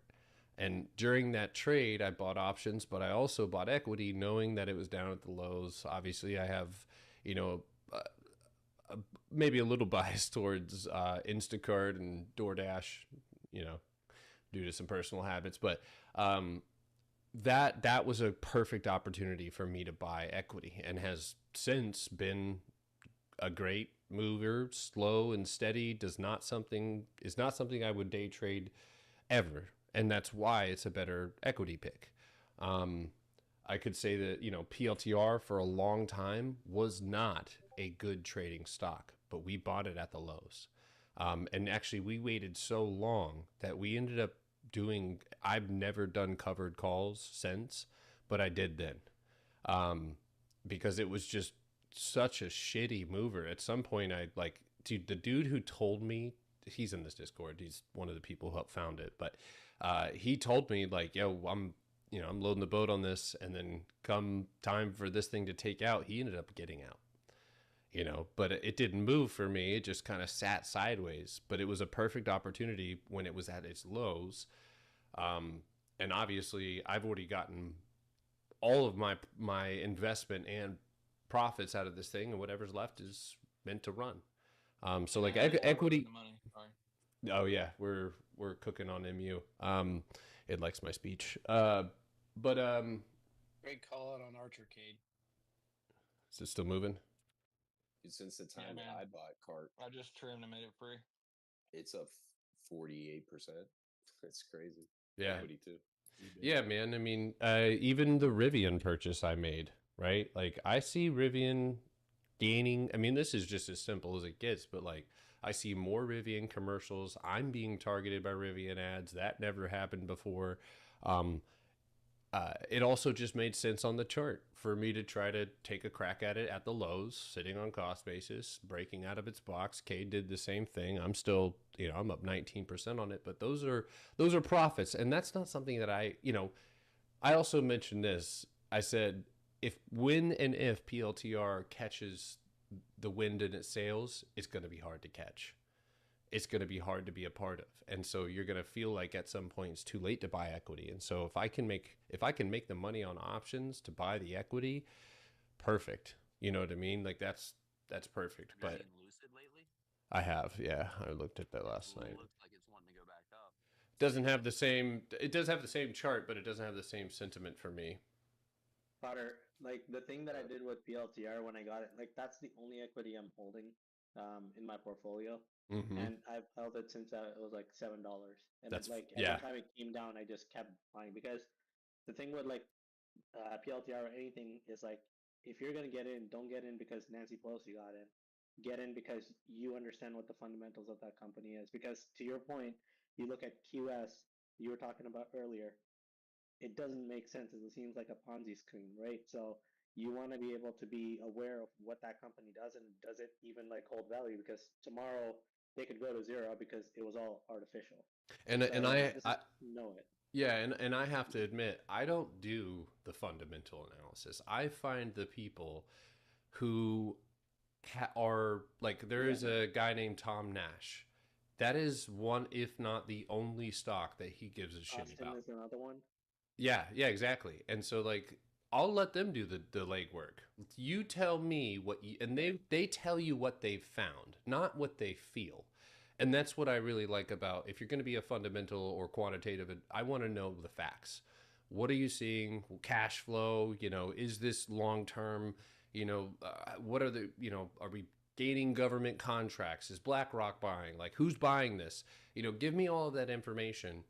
And so that way, yeah, I can make a good decision. And after getting the rundown from, Atlas, from Tom, from Patrick, all of these, it was like, okay, well, this thing is not moving. It is not breaking lows. It's sitting in a weekly box at the floor. And so, yeah, I'll make that call because it's cheap and not moving to go ahead and buy equity. And I did it like you said. I'm down there with you, bro. We probably have a similar average. I think I'm 836 or something like that is my average. But look at MU. Yeah, when I say I've been holding, yeah, no, MU is so beautiful, dude.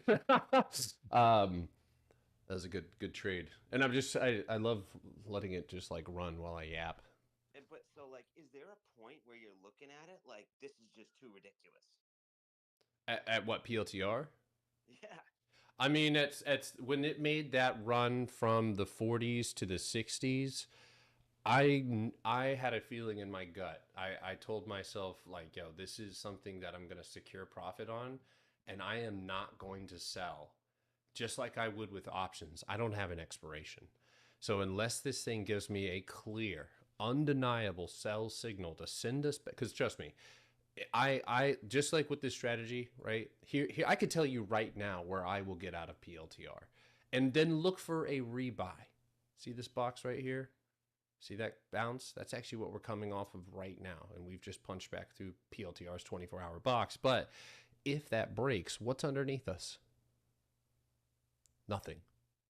So I understand how price moves. I understand that would create a massive buying opportunity, and I would hope that it would happen very, very fast. Maybe on earnings, you dump, right? You go straight to $45. Now, if that's outside, now I'm going to hedge into that, but if it was to pull back to $45, I could hold. I mean, now that I'm thinking about it, I could just hold and hedge. And real quick, I just want to interrupt you. I have a target of 94.60. You are correct. Okay, cool. Yep. All right, continue. PLTR. But yeah, I mean, all of these stocks, if it makes sense, if it had on paper, and like I'm not for a day trade, for a 24-hour setup, I don't care about the fundamentals. I do not care. But if I am looking to place my money into a company, I will go and do the research, not to try to find this information myself. Admittedly, I don't want to do that. I want to find that person who cares only about, and there's probably two people, like on YouTube, and that's all they care about. And while that's not a great investment strategy, is to like hyper focus on one thing, it helps me. Like I can pay attention to the facts that you're spitting and then utilize that to buy whatever equity I want. But it is a beautiful thing to be able to. Yeah, he blocked me, but it's okay. I don't even know why he blocked me. I went to go look at his. I think I do know why. I commented on one of his posts. He was right when the war started. I posted something and I think he saw it and he blocked me. But I still respect his opinion. I don't care if he doesn't like mine. But yeah. Sorry to interrupt. Yep. For Nvidia, I got a cost basis of 128, like 20. Does that sound right to you? For Nvidia? Yeah. On like the hourly. Yeah, so I'm not exactly loving the box that it's moving into. I have 128.80 and watch 128.20. It's a curious little, but you are moving to the first floor, and this is a major wall, my guy. So, right. Has anybody trimmed? Yeah, has anybody trimmed MU yet? Yes. Okay, Is cool. anybody still in NVIDIA? I'm not. I got 593s left and then 594s left for today. I got my cues. Yeah, I'm on them Q's ass too. I took AVGO because it broke, and I'm at 160% already. It's already moved. That's crazy, man. It's like we're just holding at what most people strive to accomplish. That's cool. Yeah, what's up? Listen, Netflix. Do you think it has the juice to go to 1,000 today? Just by looking at it. Maybe not at the moment. I mean, looking at it on the 24-hour, it definitely doesn't look like it has the. Well, hold on. 1,000 is right there. That's a psychological number too. It is a psychological number. One thing that I'm seeing here is this stock's major attempt to continue pushing this and keeping lower lows. At the same time, and this is what most people are going to call a triangle, but this is a fight between buyers and sellers, right? And that turns out as a triangle, right? I don't look at it that way because it doesn't help me place targets. But so the long and short of this is, here's your cage, right? Outside. Now that's where volume can pick up. If sellers can't do their job, they'll start getting out. And yeah, I would say that honestly, I'd probably be looking maybe a little bit past that because I can see from here that that is more than likely a box like that. So I would say a target of 998, 27, and if he can punch back, maybe going into next week. I don't know about today, actually, now that I say that, but There's some kind of flag on the 24. oh my God, I'm gonna kill my. Are we You know talking what's about funny? flag? It looks solid. I've learned what those are just from everyone talking smack about them. I didn't even know what they were. Oracle is trying to break out of this hourly box finally. Ivy, thank you for the gifts, but you don't have to send me. You don't have to send me gifts. I'm trying to unsee the flags and stuff, but like when I was trying to initially learn, that was like literally everything everybody kept saying. Watch the patterns, this pattern, that pattern. It's hard, man. But you know what? I think it. Maybe don't do this, but I took such a violent approach to like when I figured out that like okay, this is the same way I feel about ICT. Millions and millions of people are trying to use this as an edge, and then there's a website. I always forget it, but I think it's called chartpatterns.com.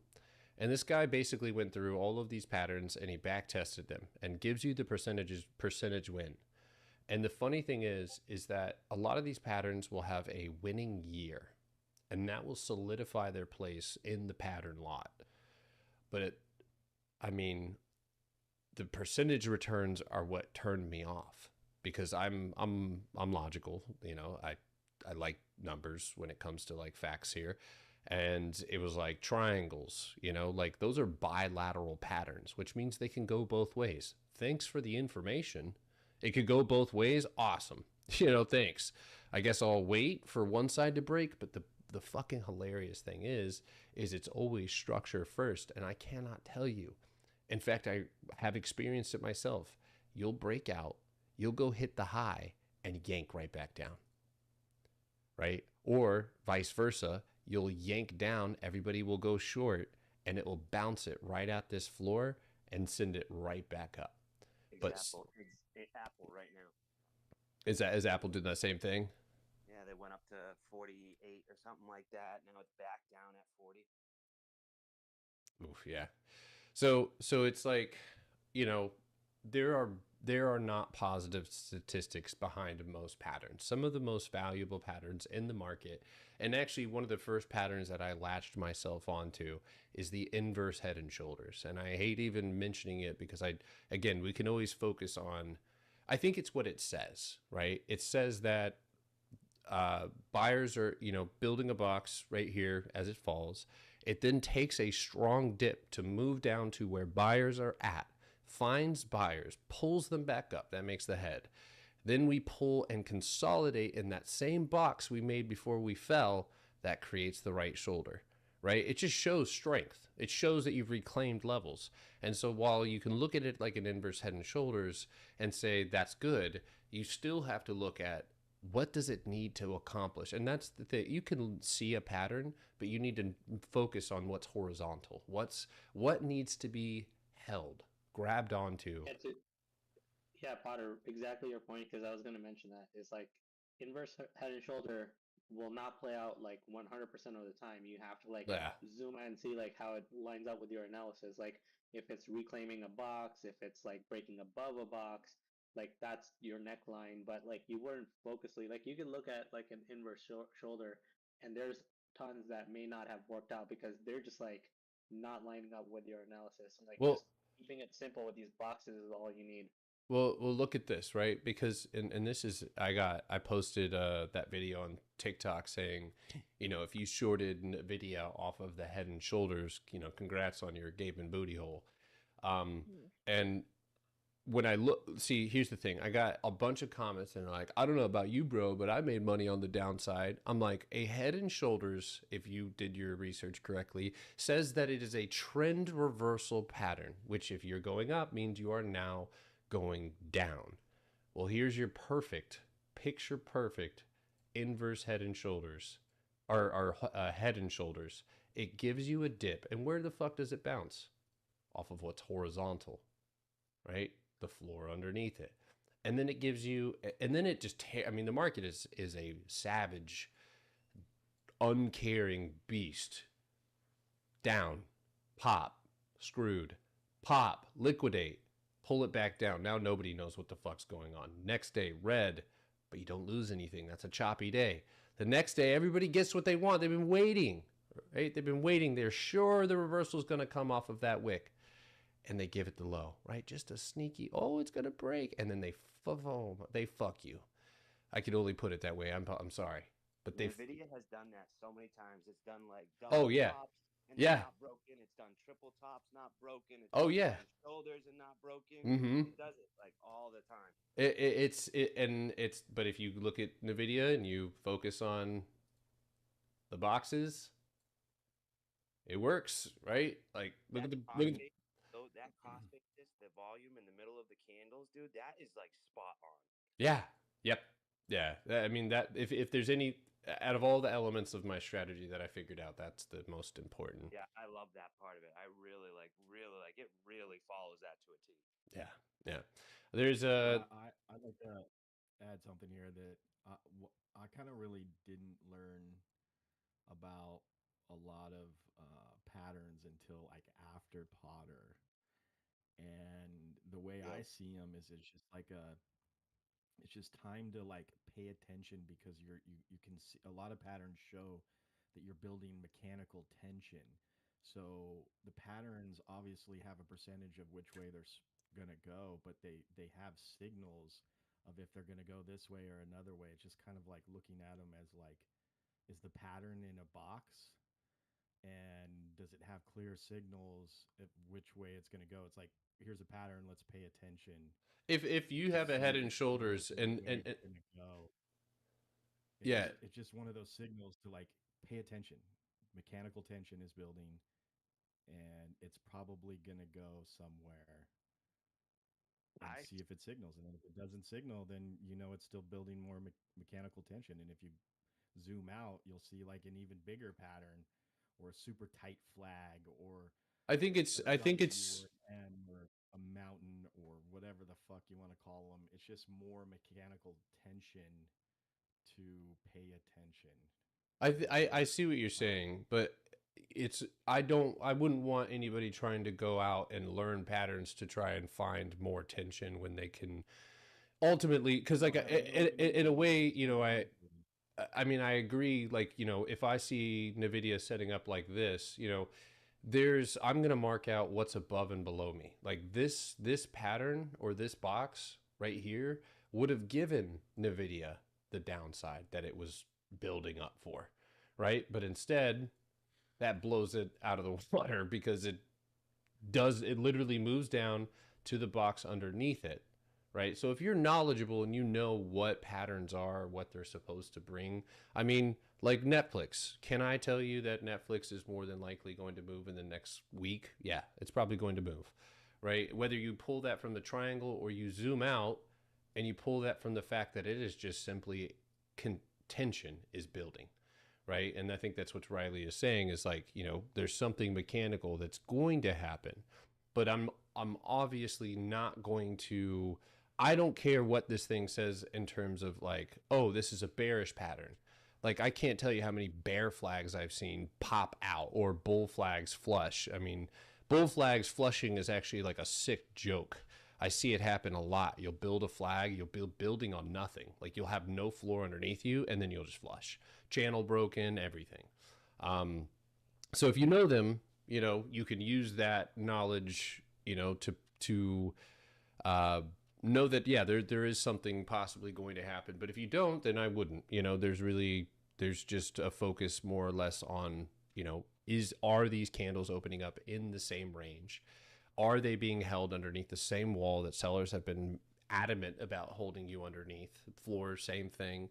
And then what is above and what is below, right? How does Netflix continue rising by a punchback on the lower time frame through 998.27, right? And that gives me a little bit more. Now, obviously, we're going to pay attention to how it reacts off the wick if it moves really quickly, because that could bring you back down. But ultimately, right, we'd be looking at that moving higher.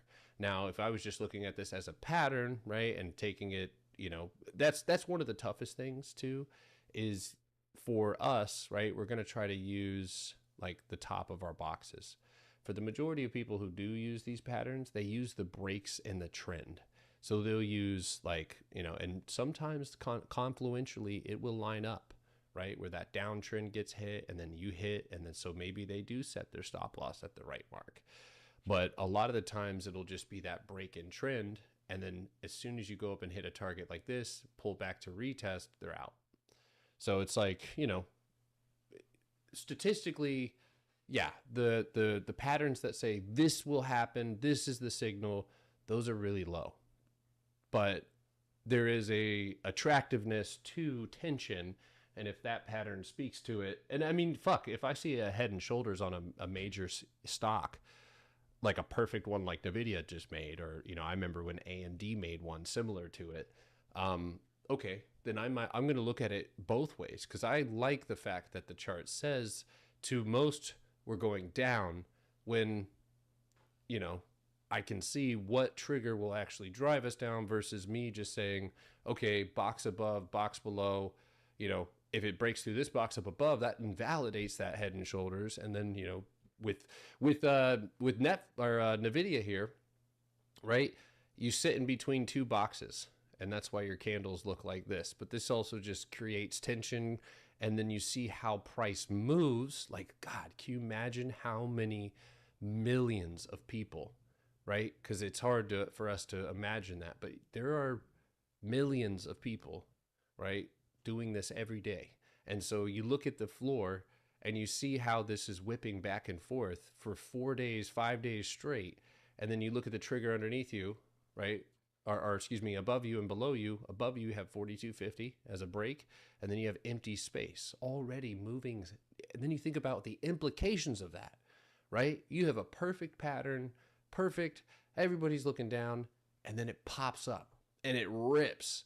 This drives people out of their positions. And then you have a box up above right here. And it doesn't hardly stop. You do get some stoppage if you look at the wick, right? 2 candles close right up against it, but then it just fades the fuck out. So, yeah, I mean, talking about patterns, man. So, since we're on this subject too, I'd like to point out that, like after Potter, I like looked at moving averages and the VWAP completely like differently, and just see like the 200-day monthly VWAP, things like that is like a fluid cost basis inside like consolidation ranges and trends upwards and down. It's like you can see it bounce off it like it's a cost basis inside a box. It's fucking crazy. So I apply like everything I see now in the market to basically how Potter sees everything. It's crazy, and it lines up. It's just more confluence for me. It's a lot of those moving averages too are, you know, weighted off of volume, and so you see how they gravitate towards where the volume's concentrated at. Coco, stop biting my feet. Logical too. A lot of people are trading off them and see, you know, they see them as like cost basis almost. Like it's a huge volume point. There is now there. Psychology working together. Yeah, I mean, for new people, I don't, you know, that's something to explore later on in your career. But there are, in fact, the strat is a scalping strategy built off of the 9-day moving average VWAP crossover, I think. You know, a lot of the times, you know, like that would actually, for a scalp, you know, you'd break past that and see a good little 1-minute pop candle, and that's scalping stuff. But I also, I mean, I explored the strategy myself, and my God, was that shit inconsistent. Like there was some days where, but just having to rely on that alone, like I can't imagine not knowing about the mechanical nature of the market. So my biggest thing, whenever I got into the PBS, the thing that sold me on it was the simplicity of it. And with my active lifestyle, as y'all know, I'm just kind of all over the place. I still consider myself a professional trader, with the most simple system in the world, and I don't try to bog it down or muddy the water. I just box to box for me. I mean, everybody trades differently. I think everybody should be starting simple, just like you open a manual, or you know, you go to school to build fucking engines or something. You know, you're gonna start with the basics. So you know, once you have the freedom to explore, you know, because you're profitable, like fuck it, you know, that's your prerogative for sure. But that is, you know, that is obviously what I think is one of the best things about the strategy is it's in concept really simple, you know. So and I want to add one more thing. Because of social media, the algos will give you 1,000 more ways to trade on TikTok, Instagram. Yep. Ignore all that shit. Like, if you want to focus on something, just focus on one thing. And I would say, like, if you're invested in just learning the system that Potter's teaching, don't care about what anyone else says to add on your chart, because that will just muddy the water, and then you'll be stuck in a scenario where you want to get that out of your mind. It's funny you mentioned that. I just was there's a lot of young dudes, and they're attracted by TJR and all these other guys, and it's kind of bewildering because they think that the more complicated these things are, like that they're like you're trying to focus on every little tiny mechanical aspect to the point where you're like bearing a load that just informationally is too much to create something consistent. I just saw someone's post and they're like, I mean, honestly, I'm having a hard time remembering everything that the dude said, but it was like a 20, God, I can't even repeat it. It looked like a fucking quarterback call. It was like left liquidity, SMT divergence, you know, VG, you know, flip to liquidity, and they're like turtle soup, and that's their like simple. And I left a comment on one of this dude because he made a 2-minute video. Hardly talked about the trade, just talked about all of the tiny little things on the 2-minute chart that he saw, and I was blown away. And I left a comment. I said, all that for a drop of blood. I was like, that's crazy, dude, because he only made like $400. And it's like, boy, you know, like that's exhausting. But it feels like you're smart. It feels like you're just like, oh, I know all these like little words. Like people make these funny ass videos. Dude, it's so much extra work. And I have even dudes come in here and into my lives and they're like, hey, you know, what you're calling this is this. I'm like, dude, we're all looking at the same fucking market. You're going to have 5 names for what I have 1 name for. Empty space, if it has more than 3 candles, then you only trade the 3 candles according to ICT. Fuck that. Fuck your rules. The shit does not line up, and millions of people are all typically when there's millions all focused on one thing and you've attracted mostly the youth, I'm not going to really take that with a heavy grain of salt. And while I've paid attention to what these people are saying, they're having a trade wars right now and they're all embarrassing themselves. Their mentor, the guy who supposedly created this, says he's going to win the Robbins Cup every year, and every year blows his account. Not loses, doesn't even make the top 800, blows his account. If he was that guy. I've seen those trades, like the trading competitions. Yes, man. Dude, sign me up. Sign me up. Like, I actually am now in the place where I'm like, fuck it. Yeah, I'll do it. Even if it was scalping. Because the simplicity comparatively, I'm only trading 24-hour setups even when I scalp, because if I'm going to go into that scenario, I'm about to hit, and I'm going to make sure, I'm going to be positive that my 24-hour candles are closing up against, and that following day I have nothing in front of me, and I would only focus on that. Because if I'm trading 24-hour setups and I know that we move through empty space really quickly, I'm going to go after what offers me the most. And that right there, in one sentence, I can explain to you why I'm going to, you know, or why I would take this trade, where it's like, you look at how other people are hyper analyzing. It's just too much information. And there are many investors who will agree with me, who have books and shit. Keep it fucking simple, right? And even if you do trade ICT, focus on one thing. Just do Turtle Soup or whatever I don't even know what that is. I don't know what it is, but it sounds funny, so I say it. But yeah, it's like, you know, why even you don't have to. I mean, I think that's like maybe where a lot of people do go wrong too, is like there is such thing as knowing too much. You have too much information. Now you have analysis paralysis. You cannot make a move because you're thinking and unfortunately there's a lot of. I struggled with that because I couldn't make a decision about getting in a candle because like it didn't line up with a second strategy that I had in mind. I'm like, no, it doesn't look right because of this, and like it worked perfectly fine if I only knew about the first half, and that's how it like muds up like your entries and exits and things like that. Yeah. Real quick, Q's are 531 past 531. Mm-hmm. No, don't. Yeah, fuck you, dude. I can't believe you tell us that. Keeping us updated on price. Yep, look at that, guys. We are fucking ripping, and we're there. Second target's just been hit. 531.45. That's cost basis here on this box. 270 on my Q's percentage. I posted on the gains. I saw that, man. Congrats. Amazing.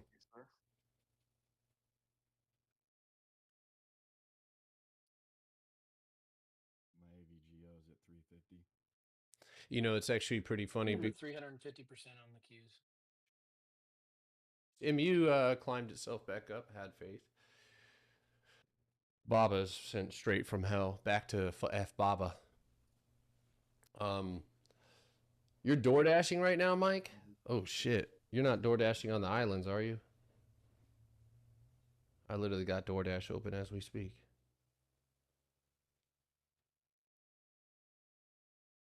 Maybe. There are people who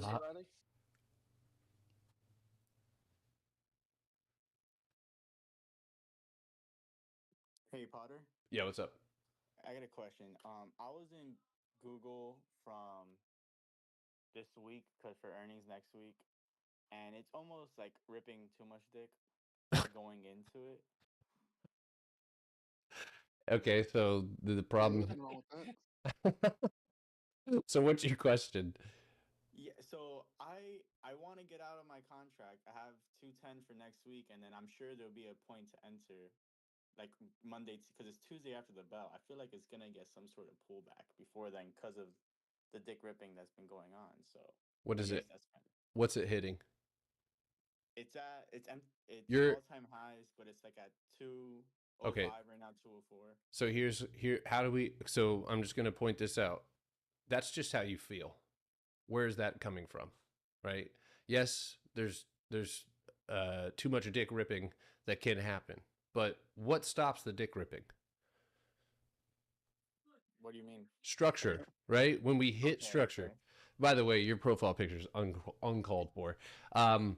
205 is a psychological target. So we can go ahead and start anticipating that there could be some slight resistance there. So what do? Right? We go down. Pause. But we go to the lower time frames. And so instead of theorizing, well, this has gone too far, too fast, because I see a channel, right? I still see the potential to go all the way up to 210. That's another $5 move. So we need to be building structure at these important price marks, and we are. So if Google today closes a 15-minute candle underneath 204.15, I would be rather certain that a 203.42 and a 202.91, right? Now, if this can move above that box, then you can go back to chilling and waiting for wherever this dick decides to stop rip. So yeah, you can theorize and think, but you have to know whether or not that you're pulling that from, like, you know, because that's an emotion. We don't want to be emotional about it. We want to focus, you know, what's above, and at this point you have nothing above you, so what's below? And if you have some structure and you're building it, rely on it. Does that make sense? Yeah, it does. Okay. So, you know, right now it's 11 o'clock. You've got the whole day. If you've paid for your trade, you know, Fridays you can get away with a lot. So I don't know. You got to figure this out. I'm not going to go look, but 203, right, would be a target to the downside.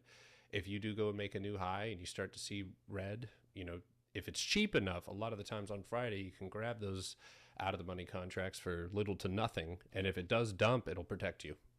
So, and that goes for anybody at anybody who's in anything right now. There is, on Fridays, there can be, if you're moving fast up and you hit something substantial. I'm not one to short, but I am one to hedge, and I will do that when targets get hit and I decide to hold runners. So I'm up big, Potter 2K. Let's go. What type of mentality do I have to have when getting into stocks? I would say how do I word that? Dick energy. Yeah, don't do that. There has to be a level of delusion. I don't say that like you're literally like delusional. You have to know absolutely, and there can't, like, even when I think or doubt certain things, dude, I'm self-talking because I'm like, fuck no, dude. What if it can happen? It can happen, and that's what I'm gonna bank on. So for me, and this was important for me, I can't be making the rules for everybody, but for me, a unsatiable, unmovable will to win, to find, and I think that focus needs to be in the right area. So like, your goal when you first start is to find a strategy that is consistent, proves itself. There's no, you know, if or like, oh, we'll get, you know, the moving average. Like there needs to be something concrete, and that's going to make you feel good about what you're doing, and being in a positive state of mind while you're doing this is absolutely imperative, because there's going to be a lot of events, and you need to prepare for them mentally, that are not going to feel good. You are almost like you're like speeding up the emotional turmoil that you're going to go through in life. Like there's going to be some really high highs, and for some people who don't have rules or may struggle with discipline, there's going to be some serious lows. Especially those of you who put way too much fucking risk into trades that you know damn well that you shouldn't. And there's a lot of people who are new who are finding that out right now, by chasing things that they shouldn't. So, but anyway, We actually have. This week. I've heard more people in this Discord say they were trying to win back their losses. that's I a think mindset everybody thing. chimed in at the same time the last time it happened and said, "Look, set your money on fire. Just take it out of your wallet, get a lighter, and start you a fire, because that's all you're gonna do if you're trying to make back your losses." I don't like the idea of thinking about having to like if you're Mike, if you don't mind, I'm going to use you as an example, but like, you know, I know we had this talk with you, dude, you know, about like, you're not making it back. You're just starting from here. That's it. You're starting from here because like they're in the future, right? And I expect this in my life too. There's going to be something that's going to try to take my money, right? Or put me in a situation where I'm like, oh shit, am I starting from there? Or am I constantly on this journey to try and make it all back? Because I mean, you could backtrack that to when you were still getting allowances. You're trying to make it all back, you know? But at the end of the day, right, if you are operating within a strategy, it's more, I would focus more on your own personal improvement. What are you doing that's putting you in a situation that is having you lose? If you can figure that out, then you're back on your way. Oh, D-Man, nice job, dude. These percentages, bro, that we put up, I'm about to call myself out. There's no fucking way.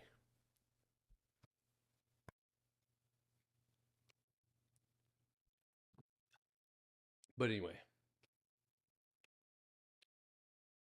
Oh, 1106. Queues are at cost basis. Google's doing little flirts. I don't even know why I'm Dude, it's fluffing. only 11 o'clock today. There was so many fucking wins this morning. It's nuts. Yeah, it was. It feels like it's already a whole day has went by us.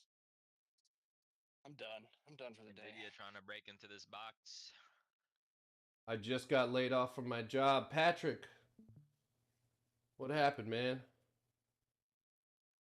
I did everything except the off. Oh my god. That's fucking ridiculous. You're ridiculous. Good Juan.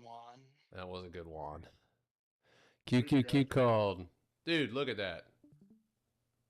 A lot of you guys too, and I know that you guys only post your runners, which I actually really like that you're not posting while you're trying to screenshot while you're managing your full position. But I know that this, you know, maybe this month I challenge you guys to start sizing up a little. If you're buying one, buy three. 3 is going to give you something to work with. So I'm maybe trying to do that already. Yeah. I'm doing that. Like each time we do it, I'm trying to just let's try to take a little bit more and make sure we play. Okay, so full point now. Oh God. yeah. A little bit at a time, right? But if you look at the gains page, right? And Noob, I'm gonna look at your gain that you just posted here. Hold on a second. There you go. So I look at this, right, and I see that you paid $34, right? You made $200. So if you had paid, right, $68, it would have 400, right? That is just, I mean, a perfect example of how compounding some of these really cheap contracts. And I mean, when I've bought in contracts, Cade, Big O, some of you OGs in here, you guys have done this with me, but where they were at pennies, especially on the queues, I mean, pennies, and I'll buy 150 of them and still be under $500. And those will run up into the hundreds. When you start Blue this morning, 3 cents yesterday. Yeah. You could have bought, I bought hundreds. Yeah. And we're selling them for 20 and 29 cents and 30 cents. Yeah. And dude, that right there makes the difference. Like like on Baba, it even though I know what's going to happen, I'm still fucking blown away by it. I'm like, dude, this is ridiculous. I didn't put thousands into this and I'm getting thousands back. So, and a lot of the times that's because I'm able to hold runners. And when you only buy one, you're in the toughest position that you could possibly be in. And that's, where do I get out? Do I let it run? You can't. You need to secure profit. right, at the first target, and there's really no other choice. You have to from point A to point B, and you're out. But once you add 3, once you add 4, and especially those of you who are coming off of building your account, like you did have 500 or you did have 1,000, now you're in the thousands. Yeah, it's time. Size up a little bit. Buy 3. If Karina, I know you've embodied the whole take your time and slowly size up, and I've watched you size up into 3 to, I think I saw a 5 contract play before. So that's going to be a huge difference maker for a lot of you, is being able to see or be able to let things go and rip. So Rip dick. you said look at PEV and you'll understand why I was laid off. Oh, I think that the reason why, I know for me, whenever I was buying, 1 and 2 contracts for super expensive premiums, it was because I didn't trust my own analysis. Like I would take your analysis when I first got in here. yeah, and I remember that. That's not really owning your chart. So like that's taking somebody else's chart. Mm-hmm. And it wasn't until I got my own and started trusting myself that I was like, fuck it, I see this. Why not put 100 contracts on this? Dude, I mean, we are in I don't know if everybody, especially you new people, like, I'm not trying to sensationalize this, but I cannot think of any other group who isn't paying out of the money prices, like at the money prices, which means that you could go ahead and say that on average, they're spending upwards to $150 to $350 per contract. And then 60, 70%. Okay, cool. Like you make is that worth it? Is that worth the risk? And obviously, I'm not, if I was operating within that mindset, I'm not, loading the boat I'm going to feel nervous. And there's this concept where it's like, it takes money to make money. I get it. Right. But it's also, I mean, putting that money into a short expiration trade, one move in the opposite direction. You guys know this from selling contracts to these people, because I would say confidently that we're the other ones. We're the other people, the people that sell the contracts in the morning to day traders. Because if you look at how badly our contracts start to depreciate after we sell them when they hit our target, that just shows you what people are going through. They're buying our hyperinflated contracts because of IV, because of the underlying asset, and not a lot of people go back to look at how much they were worth the previous day. In fact, I don't know if really many people do at all, to look back and say, yo, that contract was $12 yesterday and now it's $200. Should I really be buying this? Because someone's selling that to you and they're ripping. So that's I'm not. I think I'm literally addicted. Like I don't want to do much else except for wait to the end of the day. And the feeling, and maybe it's I'm just getting high off of my own feelings, but like, dude, when I wake up in the morning and it just rips, it babas, or it kavas, dude. I mean, I know you guys know the feeling who when you do it. JetBlue today, Tesla didn't, wasn't crazy, but it was still, a big play. It's undeniable. But like the stress that I feel having to take something in the middle of the day, it doesn't go away. It's always there. Even though I have this strategy and everything, it's still like, I'm dealing with the micro version. Everything is going to happen 10 times faster, and I'm dealing with overinflated contracts that are going to depreciate pretty quickly if it does not move in the right direction. So, but what can the Qs do from here at cost basis? Well, if they can get a close over it, then we could possibly look into Monday for new highs.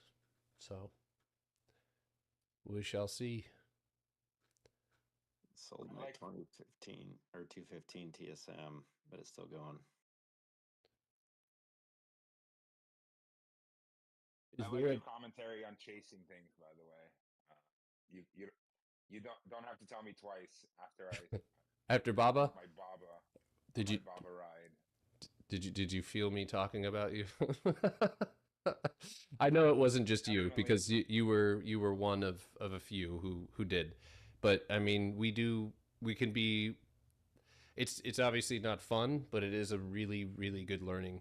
Like, okay, now I get it. Now I understand. Like once and for those of you guys who ask me, and even when it does rip more, right?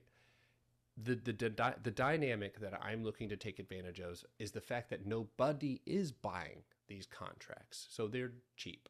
So once it does move, I know people are buying contracts, which makes my job harder. So I will, through discipline, through avoiding reactions to FOMO, will stop watching and move on, and try to because what do I know? I know.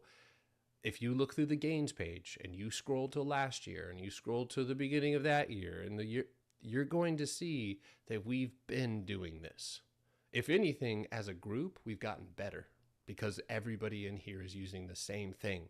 I see you guys at night studying all together, and those of you guys who didn't know that's happening, most of these dudes, women, whoever, they're all in there in after hours, working to get better. But there is, a collective rise I've seen, out of those people too, who are putting in that extra time. But knowing that we've been doing this and knowing that we're going to continue doing this, it's like we're going to have perspective in some scenarios where, let's see, when was it? When I was moving, right? We had, what was the last FOMC maybe, where it did rip and I was not there. Dude, it went crazy. I missed thousands of percentages of trade, but I could not be there. I only got one trade out of the whole couple of days that we ripped.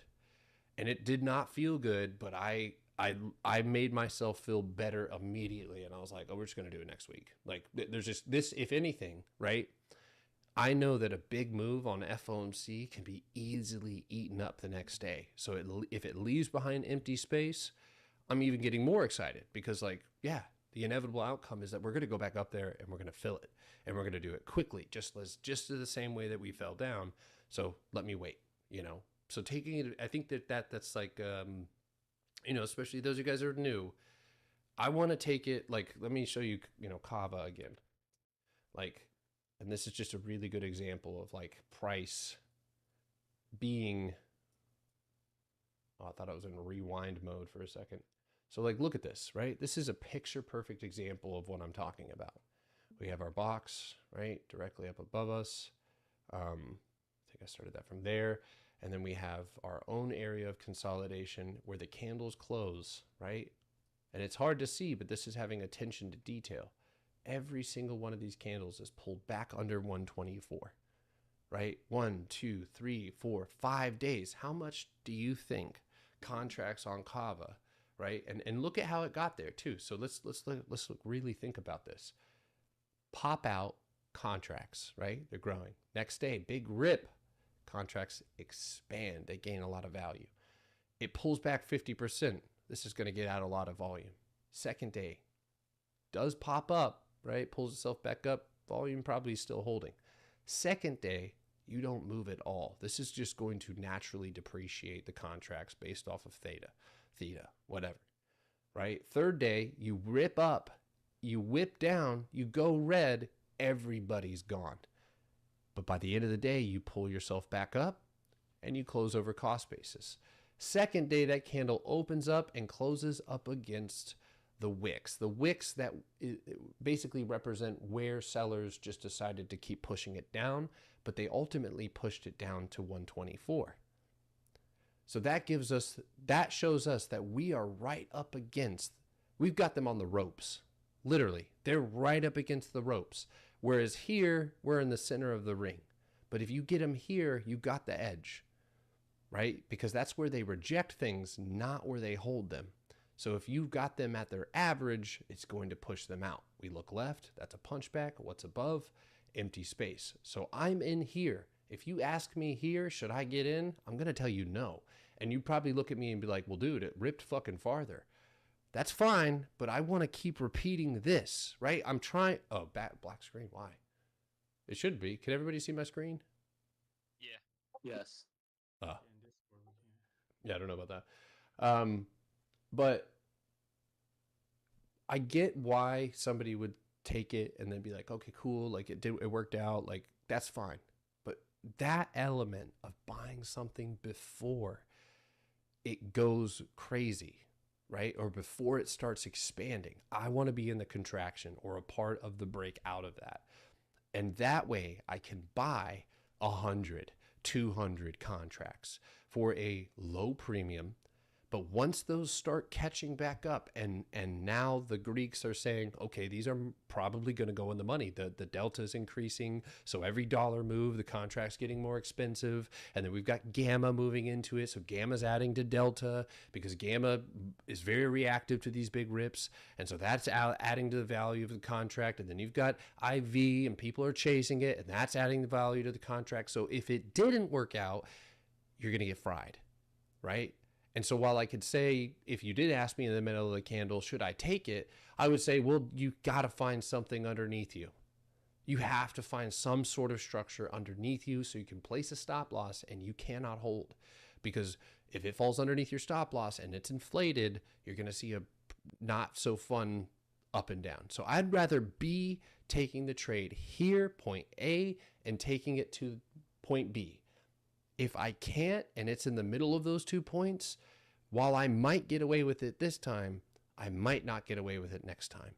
And that's where I can logically understand why I'm feeling the way I'm feeling, or FOMO that I'm feeling. But I can also use that same logic to understand why I wouldn't do it. And why, even if it did work out, right? Not just because you make money off of something doesn't mean it was good for you, right? And so if you make money off of that, and then next time it pops up, taps, and you're just not getting the whole thing. And so while some people might even say that I'm being greedy, I would say I'm trying there's a certain element of those options that plays directly into the setup that I'm looking at. And if that doesn't fit, or if it's already gone, I'm gonna let you have it, because I know that this happens every week somewhere. And so I rely on that fact, and that, you know, again, go through the gains page, go through our charting, post your chart channel. This doesn't change. This is, in fact, if it stops doing this, you've got bigger problems, because we're probably going to have to, you know, worry about the United States of America. But, oh, if you're looking, you guys are looking for the Discord, simplestacksinvestments.com. It's in my bio. Sorry. I was yapping. We took Kava at the end of the day on Tuesday. And that's just another part of that, right? Just to put the icing on the cake. We don't have to deal with this intraday shit, you know? And I'm not going to lie to you. I used to stay here a lot longer. There is a purpose behind me leaving. Like, I hope that some of you do too. Because while, and I'm going to say names because there are people in here who can. Cade, Steve, right? I know Dust does. I know maybe Panda. I'm not sure if you do. But there are people in here who are day trading, right? And you don't need to hear that. It's awesome that they have afforded to be able to do that. They can afford it. It's within their risk. They understand the risk, and so they take their trades, right? You, if you're new, if you're operating on less than, fuck that, right? And that's for you right now. In the future, you should be able to get there, right? Where you're like, okay, I see this bounce on NVIDIA. Let me go ahead and shoot my shot. This could lead to a pop back up to resistance. If it closes there, then maybe tomorrow we punch back and we keep moving, and I'll hold my position to do so.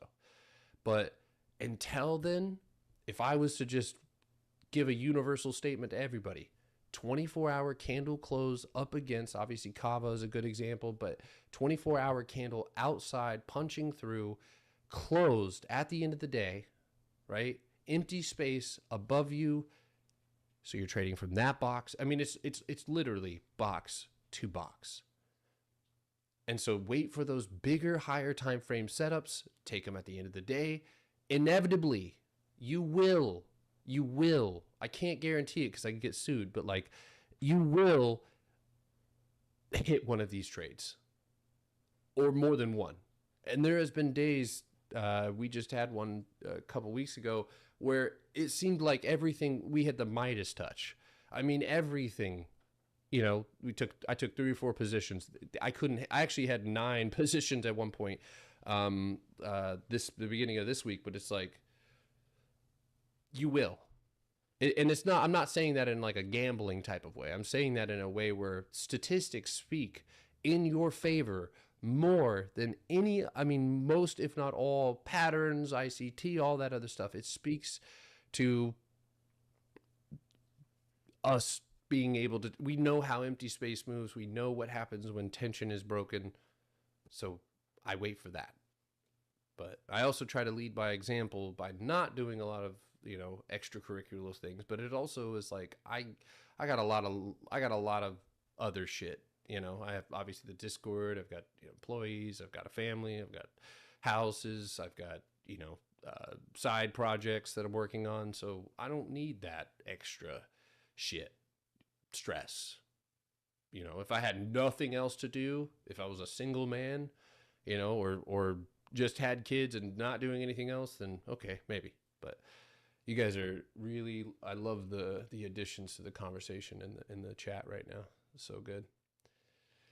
Hey, Pretty Gary, so lie about me. I was gonna say real quick. So remember at the open, I showed you my NVIDIA analysis, Mm-hmm. and you said it was gonna continue coming down. Well, it didn't do exactly what I wanted to do, but it did it close enough. I don't ever make definitive statements when I do analysis. So I said, and if I remember correctly, it's all recorded. So I said that if it you have a clear wall at cost basis, right? That floor right there. So if that was lost, then you would retrace back down to 120.50. If not, and you could hold cost basis, it would just be the overhead 124.90. And I was in no position to say whether or not it was going to do one or the other because it doesn't have a signal. But I do know that if it did lose 122.60, that it would go, mechanically speaking, down to 120.50, 120.64, where then you, could look for a bounce. But obviously, because it is holding or was holding cost basis, it was only the overhead that had to break. And again, now we're dealing with the box up above us. So yeah, I just want to ask you because I recall some other stuff, but thought you were gonna have something I'm cool just on. trying to tune in my stuff too as well on my end. Huh? Going? Oh. Can I ask what you? Sorry. Peyton's asking me questions. What was that? Sorry. Yeah, can I ask what you see? You're seeing on Bob. I see you drew a channel there, and you know, I told you how I messed up and I chased Baba during the day, which was, you know, definitely learning to do swings instead of chasing. Right. But if you think that was bad, I also added puts on Baba just in case, just as a hedge. And Okay. that's down a lot too. So Got you. Okay. Chasing, learning not to chase is the short Yes. story.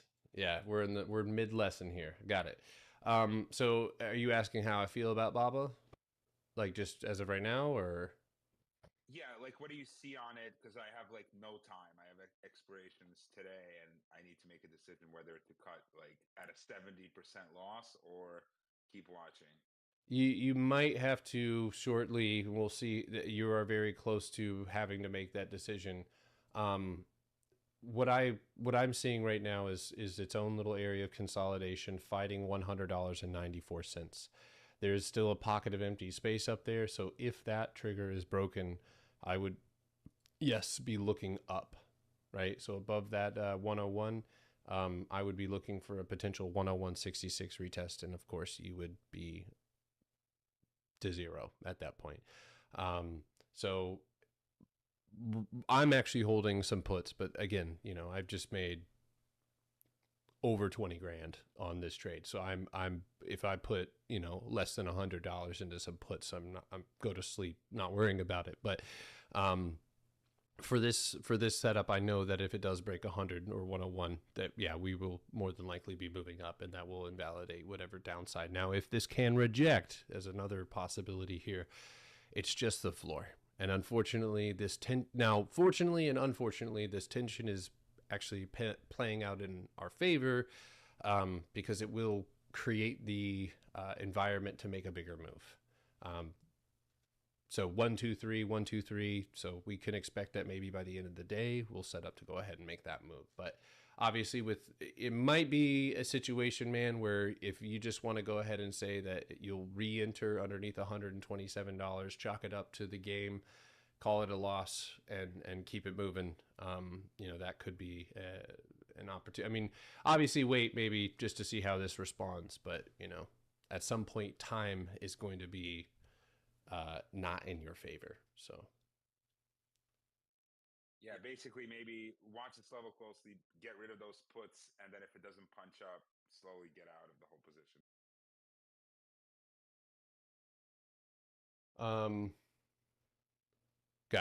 Sorry. Multitasking. All right, guys. I have to go and run some errands here.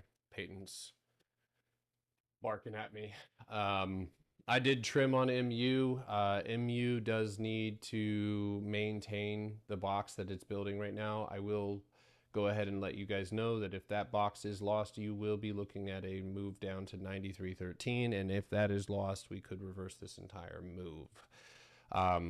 So right now we're okay. It's lunchtime. We should expect some sideways price action.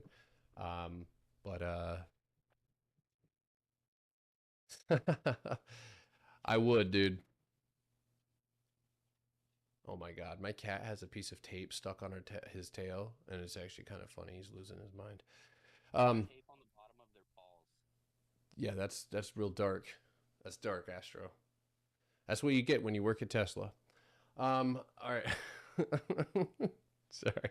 The new Model Y is wild. When you put tape on its balls. Are you the one that all the other traders hate? I am. Yeah, most people hate me, which is fine because I have no feelings towards them. I just think they're garbage people. It'd just be the same thing as me walking past, like, someone digging out of I don't know, somebody's fucking pile of evicted furniture. Like, damn, that's a piece of shit right there. Oh my God. What? Let's go tell. Nothing. What's up with you? That's dark.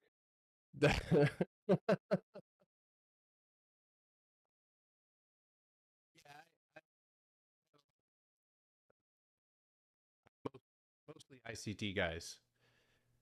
But Tell us how you really feel, Garrett. Tell us how you really feel.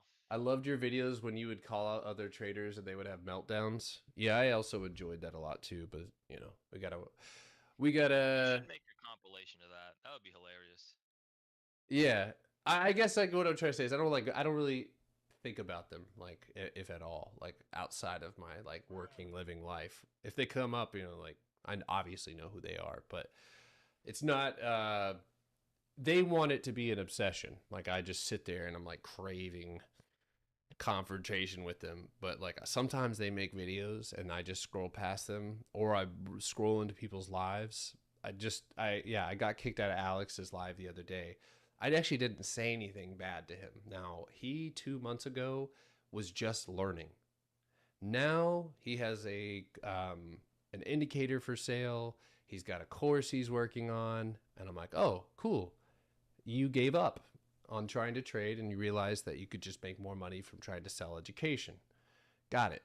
He also stays live, he doesn't even trade futures, but he sits there at night and just charts it and fake trades it. I don't really know what the fuck he's doing. But I literally said to him, I said, with all those indicators, bro, I should teach you my strategy, and then you can combine them and, you get off of the 2-minute. And he immediately, and this is how I know, but he's like, oh, Potter's trying to recruit people. I was like, bitch, no, the fuck I'm not at all. Like, I don't need to do that. People see what we do here. And that's the thing is, like, I know that him and a couple of other people literally think that everything I'm doing isn't real. Like, none of your gains are real. I have been straight up accused of being like, you guys are I'm paying you guys to post fake gains on my behalf. Yeah. Well, I haven't got my check. no When the fuck did we get ice cream? ice cream parties. You guys got ice cream? Lactose intolerant.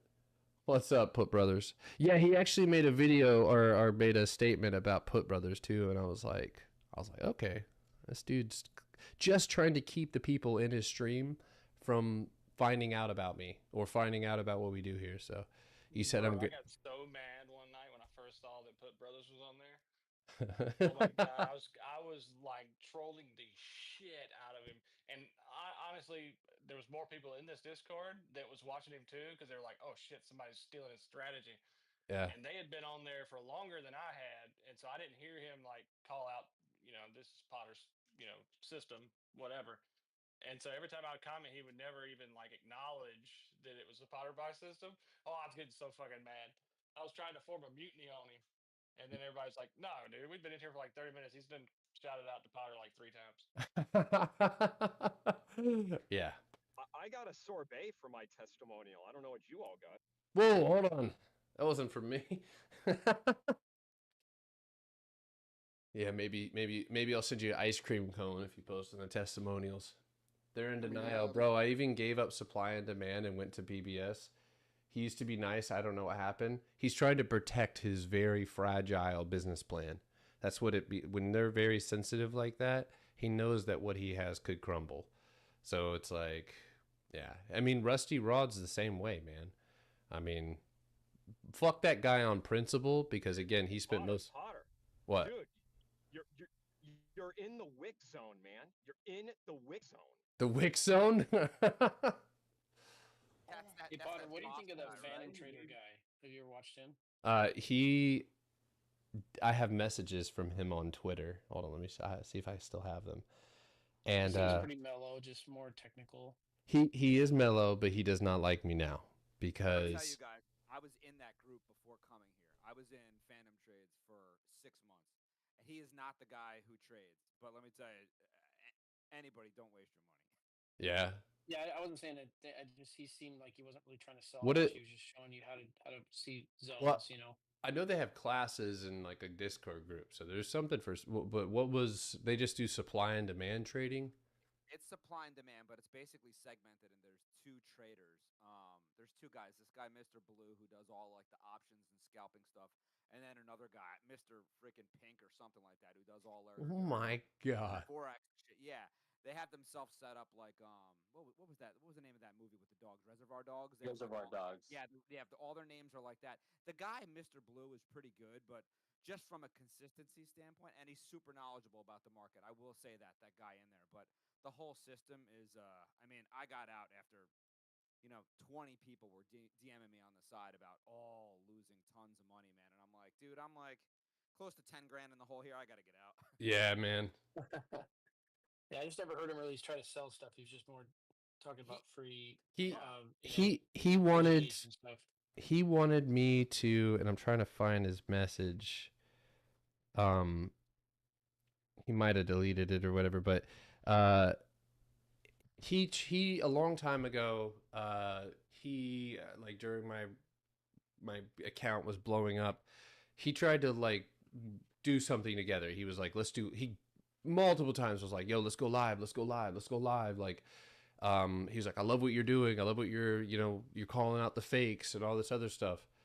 And then I can't remember if he had heard my live or something, but I basically said something about like, I don't fuck with people who sell basic information for profit. If it is on Google, there is no reason at all that you should be fucking selling shit unless you're a garbage human. And he goes, well, I have a supply and demand course, and I've just made my decision right there. I was like, dude, that's whack. And from there, I think he immediately, and then I went in, he blocked me, but I went in his live, and my name just popped up, and he blocked me.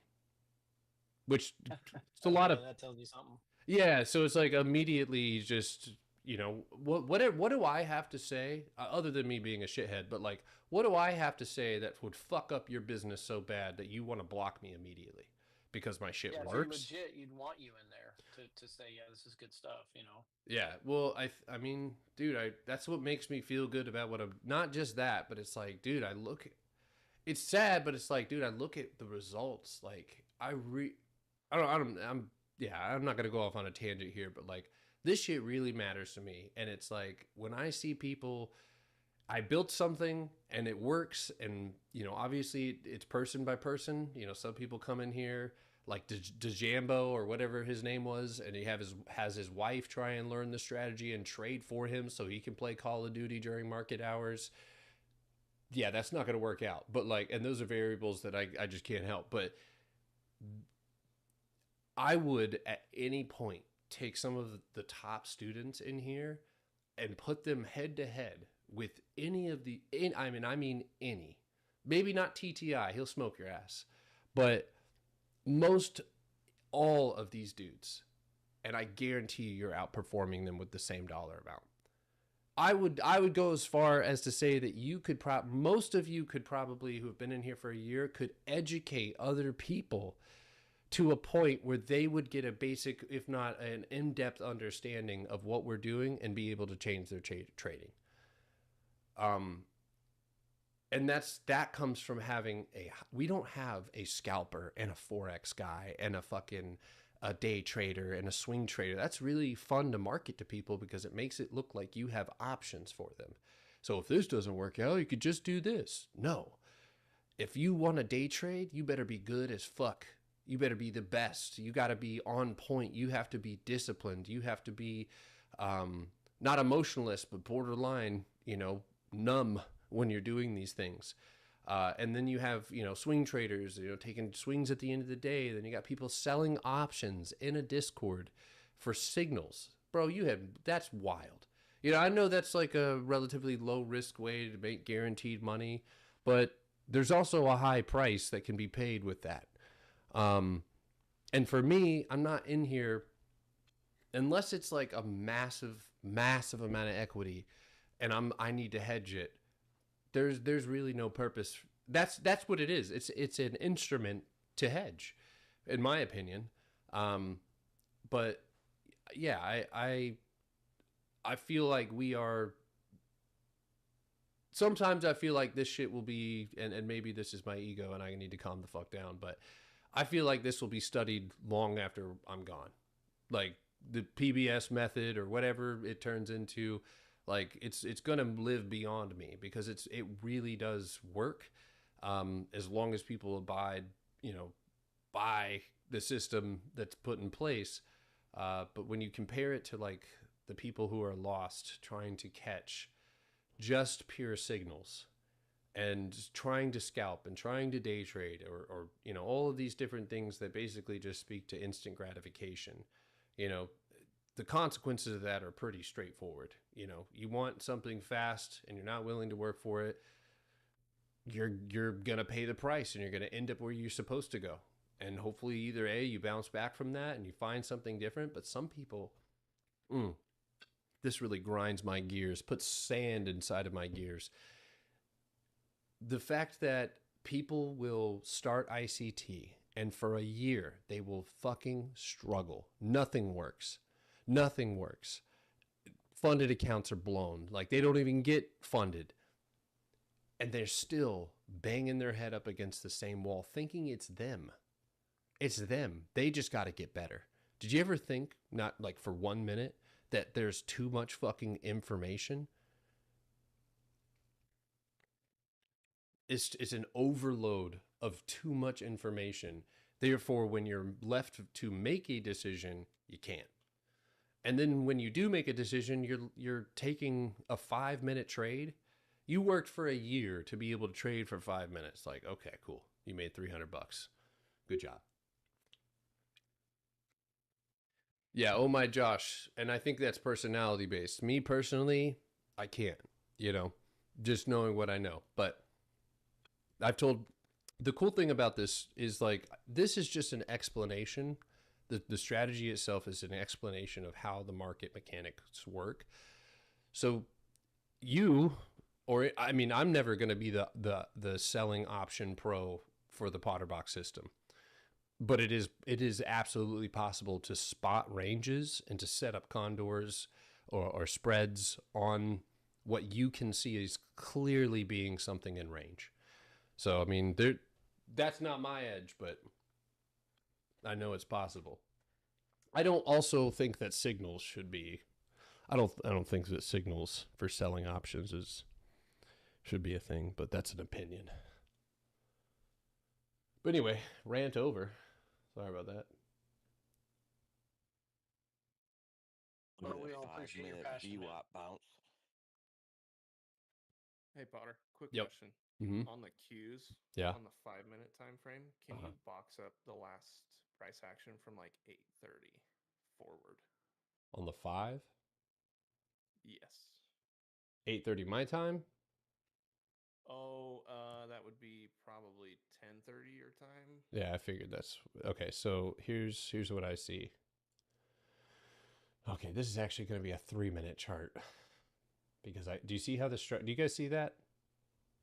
Does everybody thumbs up in the chat or something? If you don't need to answer this, then don't. But do you see that? Do you see how that changed from the 5 to being able to, like, I don't really see that, and then you go to the 3 and now you can see it perfectly. So much cleaner. Now that is just required because as you move down in time frames, you're looking for clarity.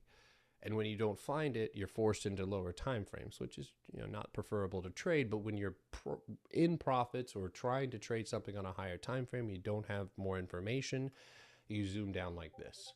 So as we speak, we are in between triggers, right? So if we can hold here, you need to break back up above 530. And damn, you have a 1-minute box, but I'm not going to go down there. You have a small box right here with a 530.45 stop loss, and that would lead you up to retest 530.88. So that's what needs to happen before now and after lunch. Potter, could you also look at Tesla? Like, I'm in an area where I can get out, but it's holding. But I just want to make sure. I feel like I see almost 3 taps on the 5-minute. But I just want to make sure. Almost. Yeah, almost. Yeah, you're perfectly boxed. I mean, I would go ahead and give it that high, give it the low, and do that. That's And watch out below. Yeah, and watch out below. I'm just gonna wait a little bit longer and see if it can make decided direction either way. Yeah. Calls, baby, calls. No, I'm in call, so that's why I'm watching it like a hawk.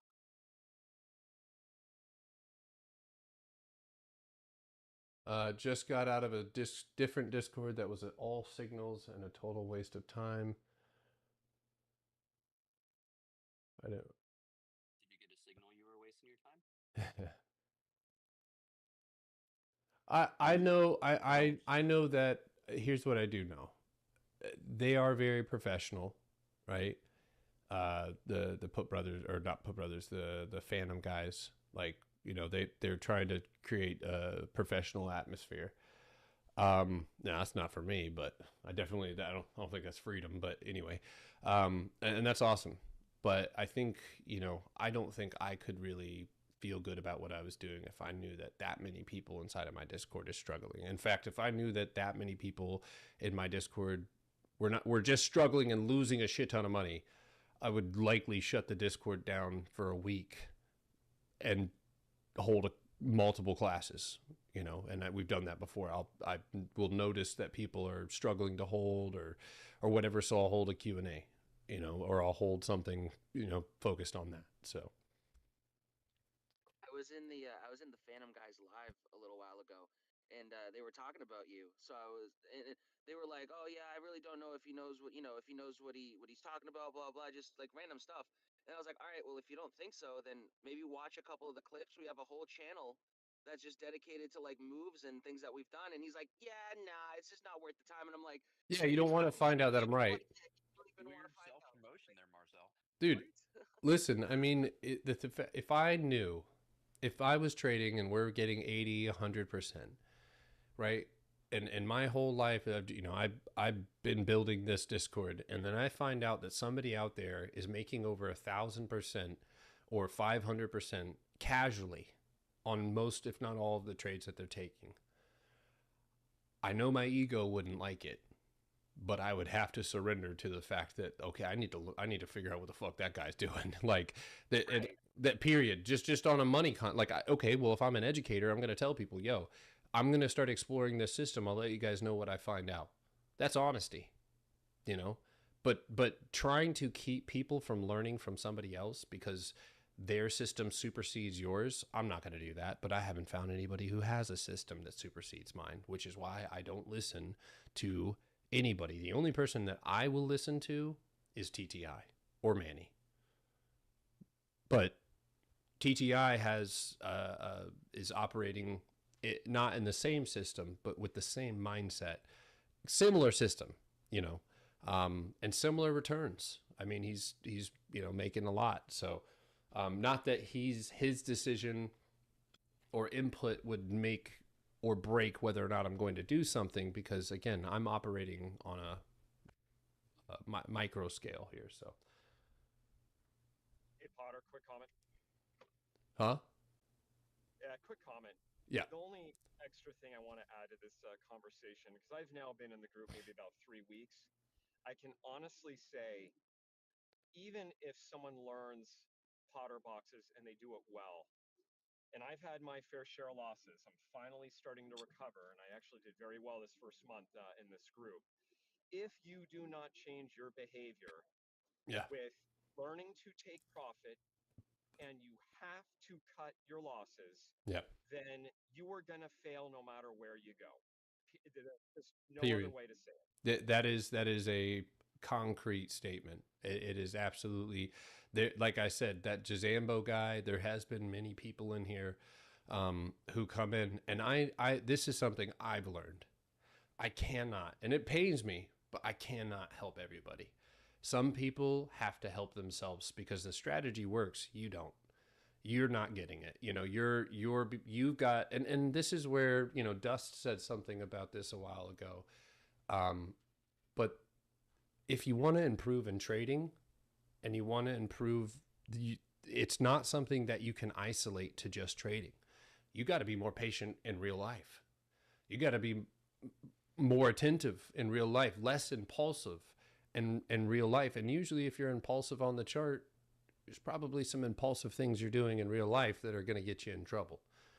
So yeah, if you come into this, any strategy with money problems too, you're not like you're 99% sure that you're going to probably lose it all, because your emotions, you can't keep them in check because you're fighting to try to make back your losses or trying to make bills, and it's just too much stress. Yep. You're not in the position to be trading. I'm not gonna lie, I've learned just as many life lessons from this group as I learned about trading. Yeah, man. I mean, anybody catch that reversal on Nvidia? It's disgusting. I am not trading right now, but good on you, mate. Also to go full port on Qs right now? No. Oh my god. All right, this is where I leave after that speech. Yeah, I mean, I'm going to go ahead and conclude that meeting. Good rejection off of cost basis for the Qs, so be patient here. Volume is starting to die. Momentum is starting to die. So if you guys are looking to sign up or join the Discord, don't. No, I'm just kidding. But make sure to go to my YouTube channel first, please. I do not want you in my Discord if you have not gone through it. Not just bought it, but gone through it. I need you to know what we're doing in here to some degree. And the YouTube channel will help you make a good decision. It helps to make a good decision when you see that that person is teaching something that works. But I also have a lot of videos walking through what we do, what we're trying to accomplish here, how we do it. And yeah, go to the website. Ivy, are you here? Alex, will you ask Ivy to redo the link? Go to simplestacksinvestments.com, and there'll be a little Discord thing. If you click on that, it should work. If not, maybe copy and paste it into your browser. But I'll have it fixed here in just a second. But anyway, hey, N is in Nancy, U, NU. It's over 13.50 now. Yes. About to say it's back up there again. Simple Stacks? No, Simple Stacks. That'd be funny. Simple Stacks Investments. Right here. You're going to click right there. Snow is still paying, y'all. It's doing great. Yep, trying to climb. Potter, what time are you getting back, or are you getting back on in the afternoon for talk about? Yeah, probably. Yeah. 3:15. 3 o'clock, 3:15. We'll be on there. Apple reversed pretty much everything today. It's Apple for you. It's funny. All right. Well, I hope you guys had a good day, even if it was just hearing some good conversation. I'm gonna go ahead and I got a lot of shit to do. Again, if you did send money to Ivy, I'm gonna be sending you a hat, so make sure to sell your soul. Send your address name to Ivy, and we'll get that taken care of. So I think she already has a list, but just if you haven't, do that. I will have hats for sale. I guess I'm gonna do that. I bought like $700 worth of hats, so yeah, they'll be on the website I think by next week. I just printed too many of them. Do you still have your shorts? Yeah, I'm wearing them right now. Very good. Thank you. Yeah. No, just full commando. Jesus Christ. It's PBS Speedos for the summer. Yeah, with my face on the front. All right, guys. You have a wonderful afternoon. I'll see you guys later. Be careful. Don't trade where you're not supposed to. Peace. Later, Garrett. All right, TikTok. If you guys want to sign up, simplestacksinvestments.com. Let me know when you get here. Otherwise, I will see you guys later.